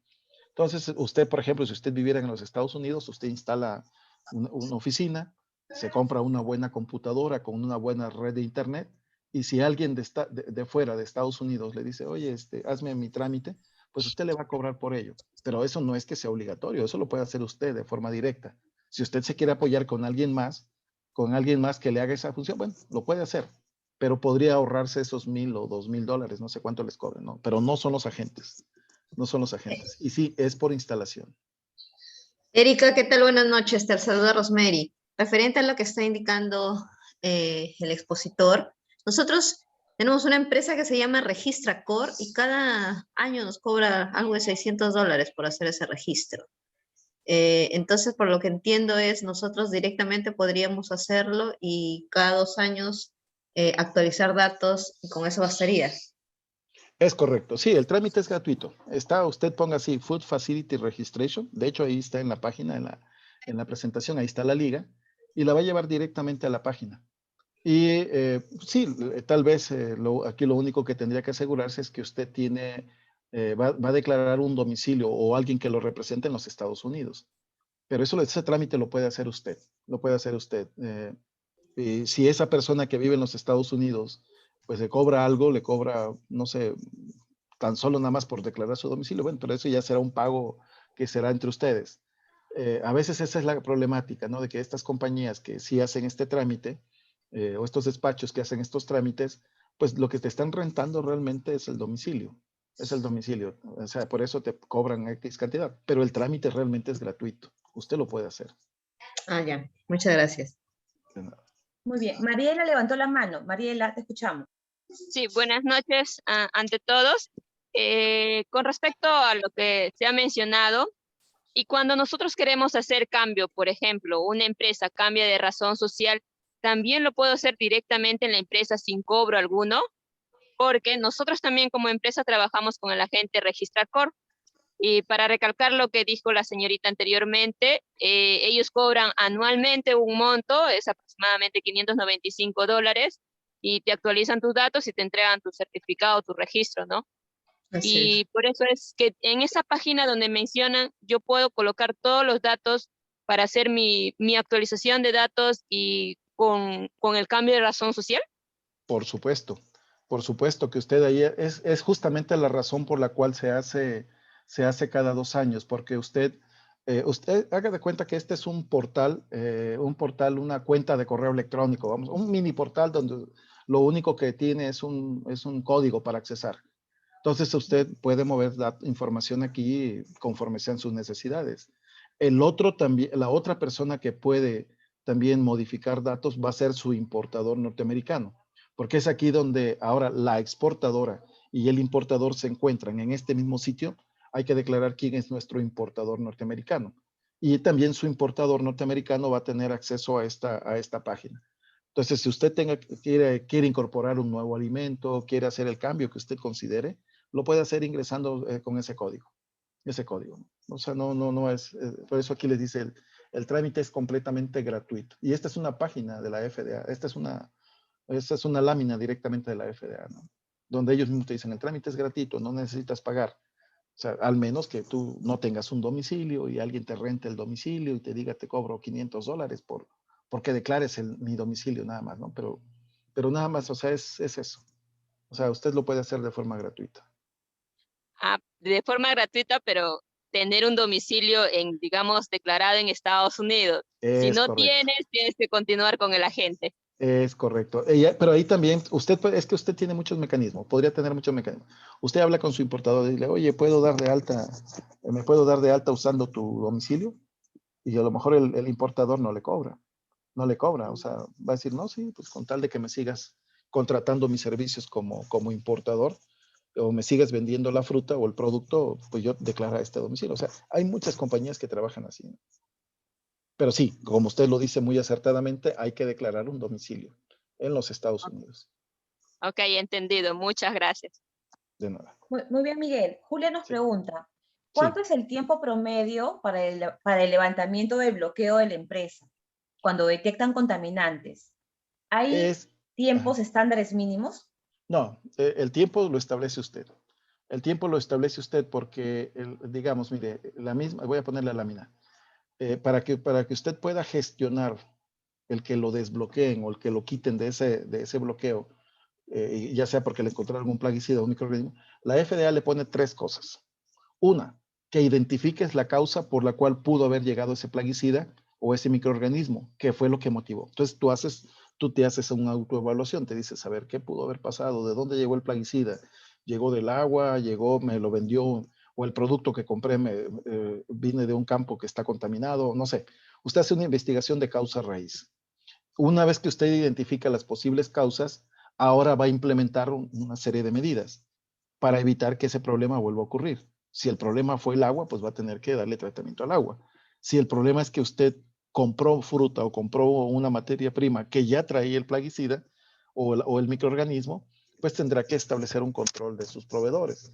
O si el producto se contaminó en su planta por, no sé, listeria o algún otro patógeno, entonces usted tendrá que buscar en qué parte. Entonces, busca la causa raíz, aplica las soluciones, vamos a llamarlo así, genera registro, envía 5 embarques, 5 o más embarques para su muestreo a los Estados Unidos, y ya una vez que tiene esos documentos ahora integra un expediente y presenta una carta solicitud de liberación.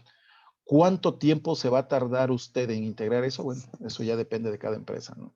De cada empresa, porque hay empresas que dicen, pues, híjole, pues es listeria, mis productos se contaminaron por listeria, pero no tengo ninguna actividad que me controle listeria. Entonces tienes que montar un control para listeria o un control para salmonela y que convenza, que seas lo suficientemente convincente. Es decir, el tiempo depende de usted, no tanto de la autoridad. El tiempo depende más de usted en integrar toda la información que se necesita, ¿no? Listo, Miguel. Tenemos otra consulta de Laura. Sí, sí. La planta donde trabajo cuenta con el registro FDA y con los planes de inocuidad para las diferentes líneas que exportamos actualmente. Ya. Para el caso que quisiéramos ingresar un nuevo producto, pero este se maquile, y si la empresa que va a maquilar cuenta con la certificación FS 22000, debe también tener sus planes de inocuidad y su registro de FDA, considerando que saldrá con nuestra marca, nos pregunta Laura. Sí, por supuesto. Acuérdese que los planes de inocuidad y los registros ante FDA es por instalación. Si el plan de inocuidad que ya tiene, o sea, si digamos, usted va a producir, va a generar un nuevo alimento en una instalación donde usted ya está operando, lo único que tiene que hacer es ampliar el alcance de su plan de inocuidad. Si en su plan de inocuidad manejaba 3 productos y ahora va a manejar 4, pues va a incluir un 4º producto. Obviamente con las diferencias que debe haber. Y ahí no tendría que hacer un registro de una nueva instalación. Pero si usted va a utilizar otra instalación, otro lugar, va a maquilar o compró un lugar, una nueva planta, compró una nueva planta y ahí va a procesar o manejar un producto, pues esa nueva planta hay que elaborar un plan de inocuidad específico para esa nueva instalación y hay que hacer un registro ante la FDA para eso. Adicionalmente consulta cuál es la frecuencia de las visitas por parte de los importadores. ¿Está establecido que sea anual o ello puede variar dependiendo de lo que se importe? Va a depender de lo que se importe y va a depender de los antecedentes. El reglamento de Foreign Supplier Verification Program, o FFVP que le llaman, establece como que la auditoría in situ sí debe hacer anual cuando el alimento que se está generando tiene antecedentes de haber ocasionado afectaciones a la salud. Es decir, tiene un peligro sacaoda que le llaman, de ocasionar, por ejemplo, los mangos. Los mangos de Brasil, mangos de Perú y mangos mexicanos, los 3, se han involucrado como causante de afectaciones a la salud.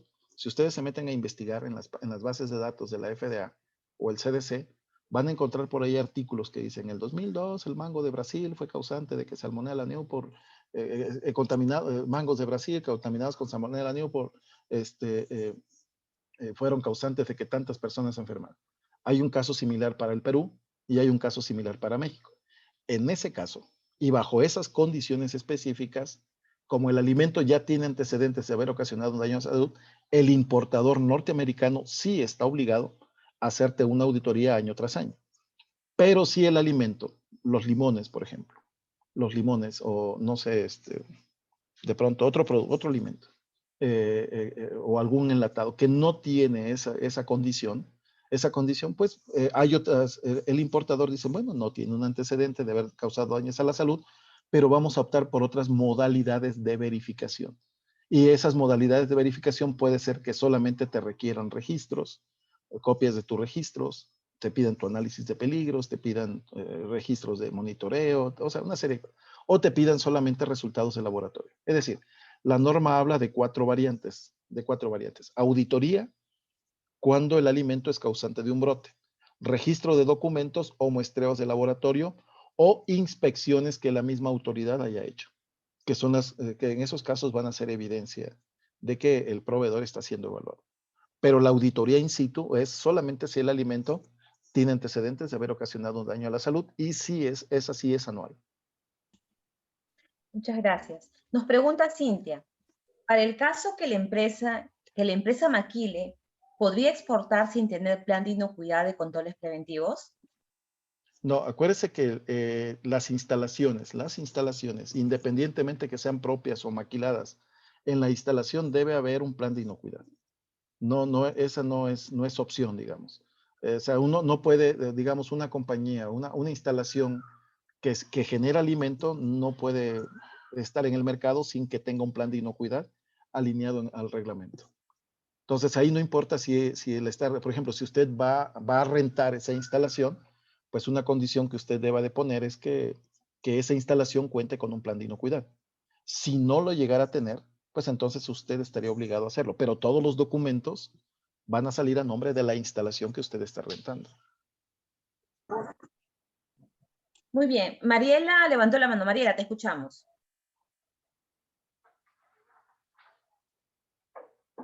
Creo que ya la dejó levantada desde hace rato, fue la que intervino. Ah, correcto, muy bien.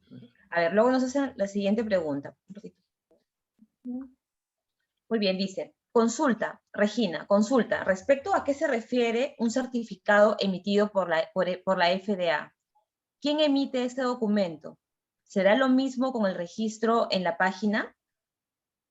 No, FDA no emite certificados. FDA no emite certificados.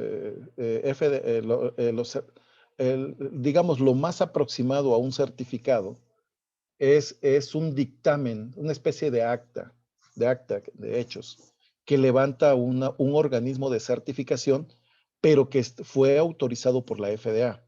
O sea, FDA no certifica. FDA inspecciona directamente. Inspecciona. Entonces, en este caso, estos dictámenes de opinión, que se le llaman así a estas actas dictámenes de opinión, es cuando tu importador vino, te revisó tu instalación, tu sistema de inocuidad y comprobó que efectivamente en tu sistema de inocuidad está alineado a los requisitos de la norma que debías cumplir. A veces hay personas que se confunden porque hay estándares privados que tienen adendum FISMA. Eso no es la norma, eso es un adendum nada más. Pero eso sigue cayendo en el terreno privado. Y hay esos estándares privados, me parece que Primus, no sé, o Global, no sé quién lo maneje, a veces dicen, bueno, es opcional y tú, si tú lo aplicas, te voy a dar un certificado, pero te está dando un certificado del sistema, del estándar Global Gap o del sistema Primus, no de FISMA. Acuérdense que FISMA no, las regulaciones FISMA, esas son organismos especializados. Eso los pueden ustedes consultar en la página de la FDA directamente, ¿no? Y eso va a depender mucho de tu importador. ¿Con qué frecuencia te esté pidiendo una certificación? Y entendiendo la certificación, reitero, como un dictamen de opinión solamente.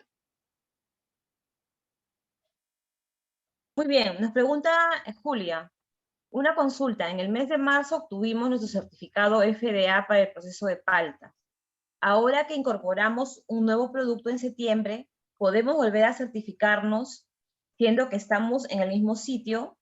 Entendería que sí. Gracias. Esa es la respuesta a esta pregunta que di ahorita. Es que les decía que FDA no emite certificado. Esa es justamente la que respondí ahorita. Muy bien. Y la última pregunta. Moisés nos pregunta. Consulta. ¿Un plan de inocuidad puede contemplar varios hazards? Va a depender mucho de los productos, pero a lo mejor se refiere a puntos críticos de control. El reglamento de control preventivo el reglamento de control preventivo del FISMA establece que sí debemos de tener en nuestra instalación un plan de inocuidad. Y ahí pues puede hacerse por producto. Ahí se hace por producto. Si usted maneja 5 productos, debe de tener 5 planes de inocuidad.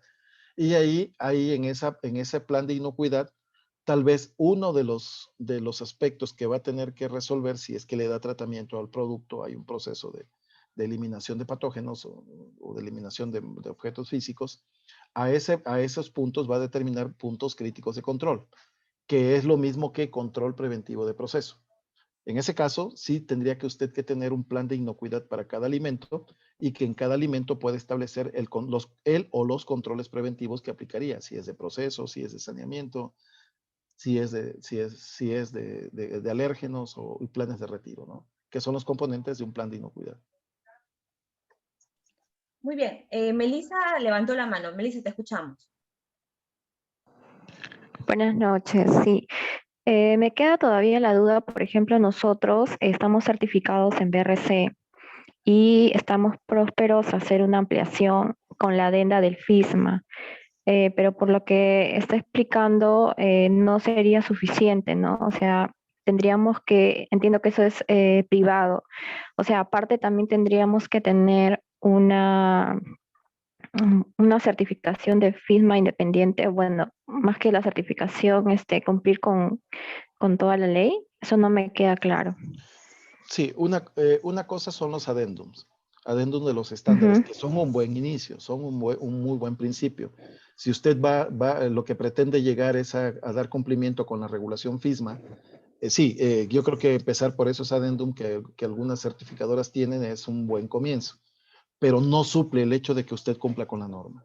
Es decir, usted, independientemente de que aplique un adendum o no, dado que eso cae en el contexto privado, digamos eso, el hecho de que usted cumpla con ese adendum no la exime de cumplir con la norma en su conjunto.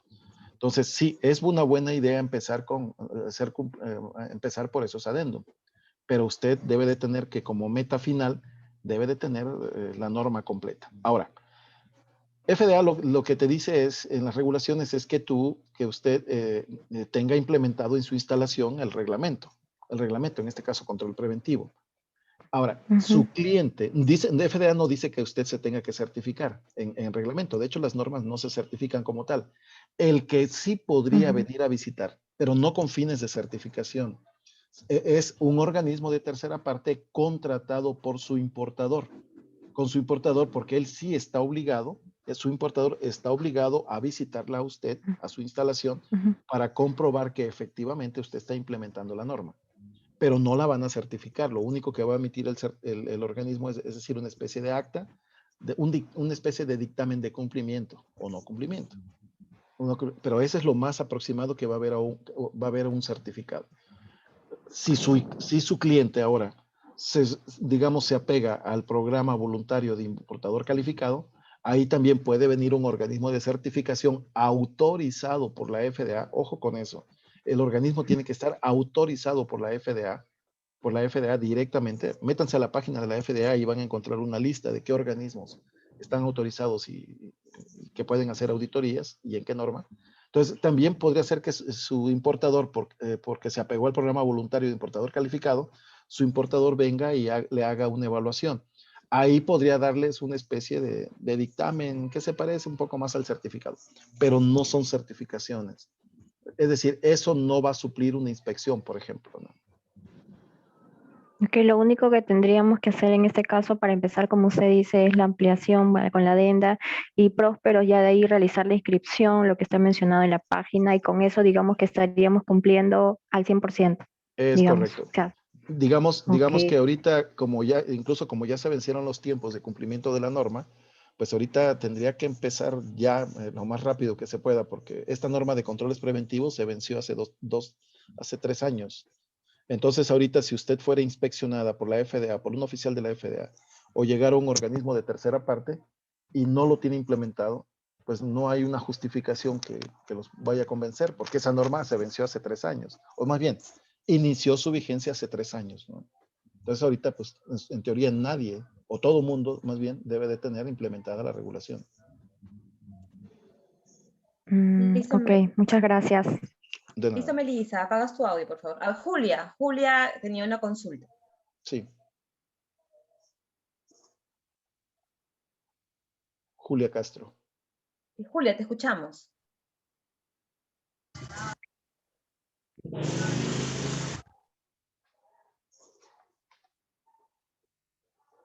Si no pasamos, Cintia. Cintia también tenía una consulta. Cintia. Sí, ¿qué tal? Buenas tardes. Consulta, en el caso que un fabricante A, ¿ok?, vaya a maquilar un producto, es un producto nuevo en una empresa B, pero es de otra razón social, ¿sí? No tiene nada que ver con la empresa A. Esta empresa B, donde va a maquilar, tendría que generar el registro, el registro Sí. de la FDA, y una vez generado el registro, ¿cuánto tiempo puede pasar para que pueda exportar el producto la empresa A con seguridad, sin tener ningún problema en llegado la mercancía a destino? Bueno, mire, acuérdese que los registros ante la página de la FDA se hacen por instalación, independientemente si en esa instalación es el propietario el que fabrica un alimento o bien le renta la instalación a alguien más. Digamos, independientemente de quién esté operando ahí, operando comercialmente, el obligado es el propietario de la instalación donde se fabrica el alimento. A partir de que tiene su registro, él ya puede empezar a exportar. Aquí lo único que tendría que hacer es trabajar con mucha velocidad para implementar la regulación que le toca. O sea, no es que digan, bueno, me registré hoy y espérate 60 días o 90 días. No hay un tiempo así. Se supone que una empresa, si hoy obtiene su registro, pues también casi ya debe de tener su plan de inocuidad o estar al menos trabajándolo ya de una forma ya muy, muy desarrollada, ¿no? Pero sí, acuérdese, el criterio es por instalación, no tanto Ok, por comercializadora. ahora sí me quedó clarísimo. Una consulta, ¿y cuánto es el tiempo cuando uno inicia este trámite? Que si bien es cierto, algunos han comentado de que hay empresas que también te generan este registro y te cobran. Si uno de forma ahonda por la página y quiere iniciar el propio registro, ¿cuánto tiempo más o menos demoran en tener la respuesta confirmatoria? Es de inmediato. Lo que hacen es que le van a asignar un número de casos. Usted llena su formulario y dice, su petición fue, se le asignó el número de caso tal. Y es muy posible que ese mismo día o al día siguiente, o si tuviera la información que usted declaró fue muy confusa, lo más que se tardan son 3 días, pero casi siempre es al primer día cuando se tiene la información. O al menos que sospechen, porque también podría darse un caso así, un caso así. Vamos a suponer que el lugar donde usted está, el que está declarando, vamos a suponer que este es el lugar que está declarando como instalación donde genera un alimento, pero usted es la primera vez que va a estar ahí. Antes de usted existió otra compañía que a lo mejor operó en ese mismo lugar, y esa otra compañía tuvo un problema, es decir, la bloquearon. Si la FDA estima que no le queda claro que usted no es la misma compañía que estaba antes, a quien sí sancionaron, podría darse el caso que ese registro estuviera condicionado a una inspección o a una ampliación de información. No sé si les ha pasado a alguno de ustedes que de pronto te llega una notificación de inspección de la FDA. Te dice, te notifico que vas a hacer inspección, que fuiste elegido para hacer, y te dice, y te doy 5 días para que me llenes el formulario que está adjunto. Entonces, resulta que usted le envía la información y después te llega un correo de la FDA donde te dice, su planta ha dejado de ser considerada para el programa de inspecciones de este año, dado que la información que nos envió es suficiente para aclarar la situación. Es decir, en ese caso, esa notificación de inspección se la hicieron llegar porque no estaban seguros quién era usted o porque podrían estarla confundiendo con otra compañía. Entonces, podrían haber muchos escenarios, ¿no? Muchos escenarios pero si es un lugar que ha estado, nunca ha tenido problemas, lo más seguro es que el registro te lo generen el mismo día, el mismo día. Gracias, Una Miguel. consulta. Sí, Sí, sí, por favor, sí. muchísimas gracias. Una consulta adicional. Por Sí. ejemplo, en los requisitos, aparte de tener el registro de FDA y tener el plan de inocuidad implementado para la línea, para el producto, ¿hay algo adicional a ello que también sea un requisito importante. No, como trámite adicional no. Lo que sí tendría que estar preparada es para defender su plan de inocuidad ante una inspección, ante una auditoría, estar pendiente de que tener muy bien capacitada a su personal, sobre todo el que hace logística de exportación, porque ya vio usted que durante todo el proceso de importación de alimentos hay una serie de controles. Entonces ahí la persona que hace todo el trámite de exportación pues debe de saber qué hacer cuando el producto está en hold, estar pendiente si se va a muestrear o no se va a muestrear, si hay un caso positivo de un presunto microorganismo o presunta sustancia química, que inmediatamente pueda comunicarse con el oficial que está atendiendo, o sea, que su gente esté preparada para eso. Pero ya no son trámites, tiene que ver más con capacidad de preparación de su personal. Ok, muchísimas gracias. Perfecto. Abigail, quería hacer una consulta. Adelante.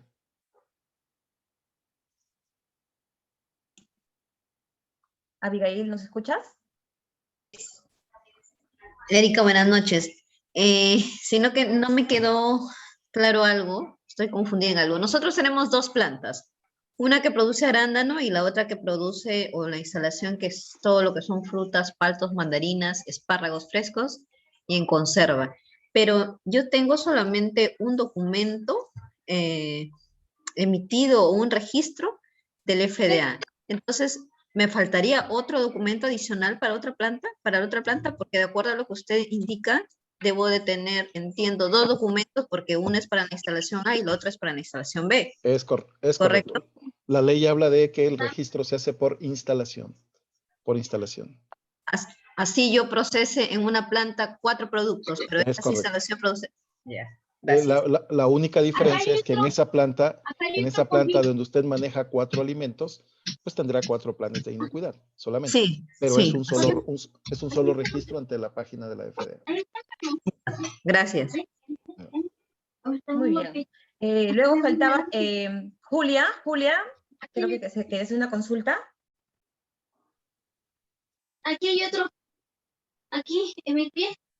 Aquí. Ahí está. Hay una pregunta en el chat que dice, la dirección, la hace Regina Leiva, dice, ¿la dirección que se va a registrar debe de cumplir algún requisito? No, es un domicilio solamente. Un domicilio en los Estados Unidos puede ser una persona con la que usted ya tuvo un acuerdo. ¿No? Hay gente que se dedica a eso. Hay gente que se dedica, por ejemplo, yo tengo un amigo en Texas que se dedica a hacer un US agent, que le llaman. Es un agente, un representante. Entonces él dice, pues yo les rento, creo que les cobra, no sé si $1,000, no sé, por año, no sé, por cada 2 años, no recuerdo cuánto les cobra. Y él se dedica a eso. Él fue oficial de la FDA, él fue director de la FDA aquí en México. Y bueno, tuvimos ya una buena amistad, tenemos una buena amistad. Y ahorita ya en su época de jubilado se dedica a eso. Entonces lo que hace es rentar su domicilio y declara y llena el formulario y esas cosas, ¿no? Pero básicamente lo que está rentando es el derecho a usar su domicilio. Muy bien, Miguel. Falta presentar algo final, creo, Miguel. Para No, poder ya... de mi parte ya es todo. Si ya no hay preguntas, muchísimas gracias. Estamos a sus órdenes y los invitamos a nuestros programas de entrenamiento. Estos temas que acabamos de ver ahorita, liberación de empresas de Imporaler, atender inspecciones, los cursos oficiales para cada una de las normas los estamos manejando conjuntamente en alianza con la compañía Global Consulting. Entonces, seguramente nos estaremos viendo nos gustaría más bien saludarlos y atenderlos en estos programas internacionales de entrenamiento más adelante. Hola, ¿me escucha? Sí, escuchamos. ¿Puedo hacer una consulta más, por favor? Sí, por favor. Ya. En el caso, por ejemplo, de empresas que maquilan, por ejemplo, la empresa A, que es dueña de su instalación, tiene su registro y bueno, se promociona con su registro de FDA y viene el maquilador. Pero sin embargo, cuando el maquilador o el exportador tiene un problema de bloqueo de su producto, que es directamente ocasionado por él, por ejemplo, puede ser residual de pesticidas, porque la fruta lo maneja el maquilador, ¿esto afectaría también a la instalación? Por ¿A supuesto. su registro? Sí, por supuesto. De hecho, el bloqueo se da al lugar de donde se generó el alimento. independientemente de que ese lugar sea el fabricante o sea alguien que rentó esa instalación. Entonces, sí, el primer bloqueo se da ese. Y la razón por la cual se da es porque esa persona que determinó hacer el bloqueo, pues no sabe, ¿no? No sabe si es rentado, si es propio. Él sabe que de ahí salió un alimento que venía facturado bajo el amparo de una factura, y ese alimento dio positivo a un residuo de pesticida o algún microorganismo. Ya en el trámite de liberación, ahí es ahí donde decimos, yo renté mi instalación, aquí el que es este, o sea, ya se hacen los deslindes, pero de manera inicial queda bloqueado el lugar de donde se originó el alimento. En este caso tendría que mostrar todas las evidencias que, o sea, no es causa o propiamente responsabilidad de la planta, ¿no? Es correcto. Porque antes de iniciar, digamos, se negocia si tú vas a ser responsable de la materia prima y tú traes lo que quieres vender, digamos, ¿no? Igual, por ejemplo, en un etiquetado. El etiquetado es el cliente, digamos, que maneja, ¿no? Y si tiene problemas su etiquetado, también bloquean a la planta, digamos, a la instalación donde se ha procesado. Es correcto, sí. Y eso ya los lleva a establecer acuerdos entre ustedes, entre el maquilador y el que maquila, ¿no? El que renta.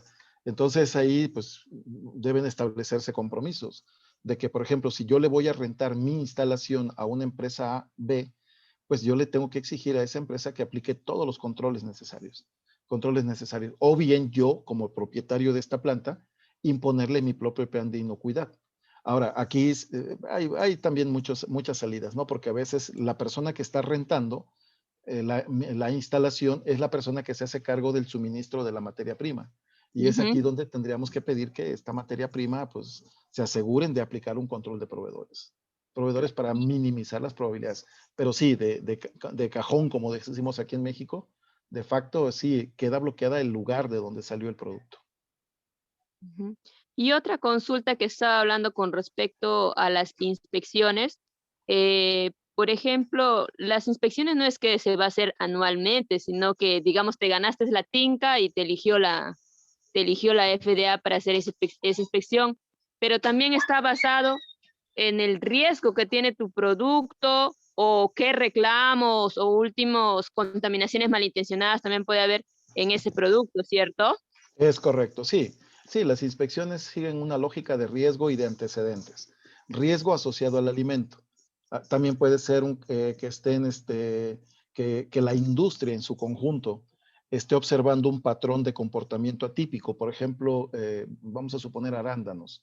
Los arándanos, por poner un ejemplo de Perú, por poner un ejemplo, ¿no? De pronto, normalmente se identifica de cada 1000 embarques, se identifica 1 o 2 por ahí con cierto material extraño, ya sea pesticidas o suciedad, no lo sé. Pero de pronto ya no son 2, ya son 8. O están observando un patrón de comportamiento o le observan salmonela. En ese caso podría ser una inspección a todo el sector de arándanos de Perú o de México o del país que sea, ¿no? Entonces, y si encuentran que las compañías están cometiendo fallas más o menos similares, pues puede ser que el bloqueo venga a esa región o a los arándanos de ese país.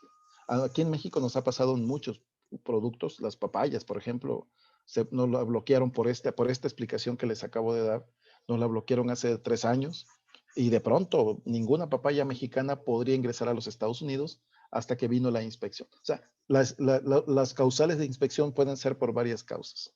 Uno, por lo que acaba de decir a usted, que es así, que te ganaste la tinta, como dijo usted, o el riesgo del producto, pero también pueden haber otros factores. Muy bien, Miguel, abusando de tu tiempo, hay 2 preguntas más para, Sí. digamos, no dejarles con la duda, y obviamente ya con los cursos que vamos a lanzar, también esperamos que también puedan inscribirse y cualquier consulta adicional que tengan. Nos pregunta Julia, ella tiene ya un registro FDA, ¿no? Para la palta, pero ahora quiere incorporar uva y mango. ¿Qué tiene que hacer ella para que incorporen dentro de su registro de FDA? Si es en la misma instalación, nada más tiene que modificar su registro e incluir estos nuevos productos. De hecho, ahí hay una sección que dice producto A, o producto 1, creo, producto 2. Seguramente cuando lo llenaron nada más incluyeron la palta. pero ahora tiene que volver a ingresar al portal y abrir las pestañas y declarar los otros productos. Nada más. Espero que Julia quedó claro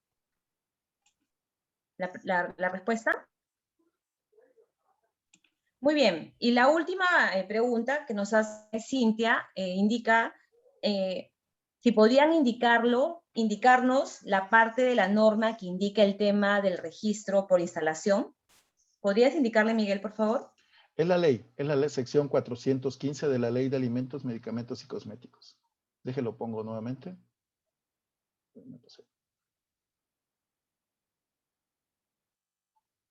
Perdón, es esta.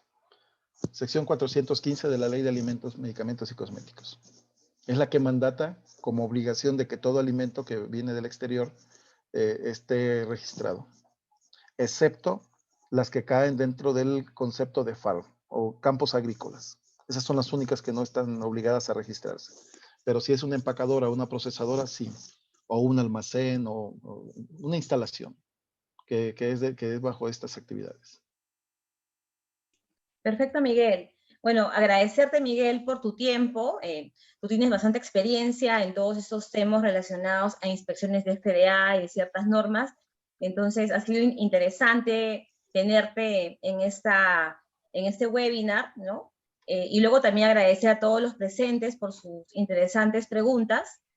Y esperamos, pues, vamos a enviar la información. Ahí nos han consultado sobre cursos sobre inspección de contenedores, sobre inspecciones del FDA. Vamos a pasarles los cursos que van a realizar, y lo interesante es que estos cursos son con personas que, en el caso de Miguel, está en México, entonces hay bastantes inspecciones que se dan en México y puede ayudarlos a cómo implementar y también cómo estar preparados para una inspección de FDA, ¿no? Entonces, muchas gracias por su tiempo. Más bien les enviamos un formato de asistencia también. Por favor, complétenlo y sí, le vamos a enviar la presentación de este webinar y agradecerles por su tiempo, y estamos en contacto para los próximos eventos. No sé si, Miguel, algunas palabras antes de despedirnos. No, más que agradecerles a su tiempo, y por supuesto estamos con la mayor disponibilidad de poderlos apoyar en estos programas de entrenamiento, servicios dirigidos a sus empresas. Aquí en México estamos trabajando muy fuerte en preparación de empresas para atender inspecciones y auditorías.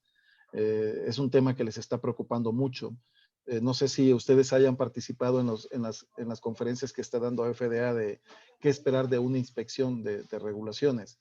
Si no lo han solicitado, por favor háganlo para su país, o si no, métanse al YouTube, por ahí está un video que se llama así, ¿qué esperar de una inspección de la FDA? Para que se vayan orientando, porque sí se viene un programa muy fuerte de inspecciones, de auditorías, etcétera, etcétera. Entonces, valdría la pena que formaran a su personal en este tipo de temas. Yo les agradezco en verdad infinitamente el que se hayan dado un espacio, un tiempo, y por supuesto que nos seguiremos viendo en estos webinars o programas de entrenamiento. Muchas gracias. Entonces, por favor, no se olviden de enviarnos su registro para también poderles enviar la presentación. Muchas gracias a todos. Buenas noches. Y bueno, lo que estamos en Perú, la selección ganó, por eso que algunos han venido emocionados. Sí. Muy amables, gracias. Al contrario, gracias a ustedes. Buenas tardes, noches.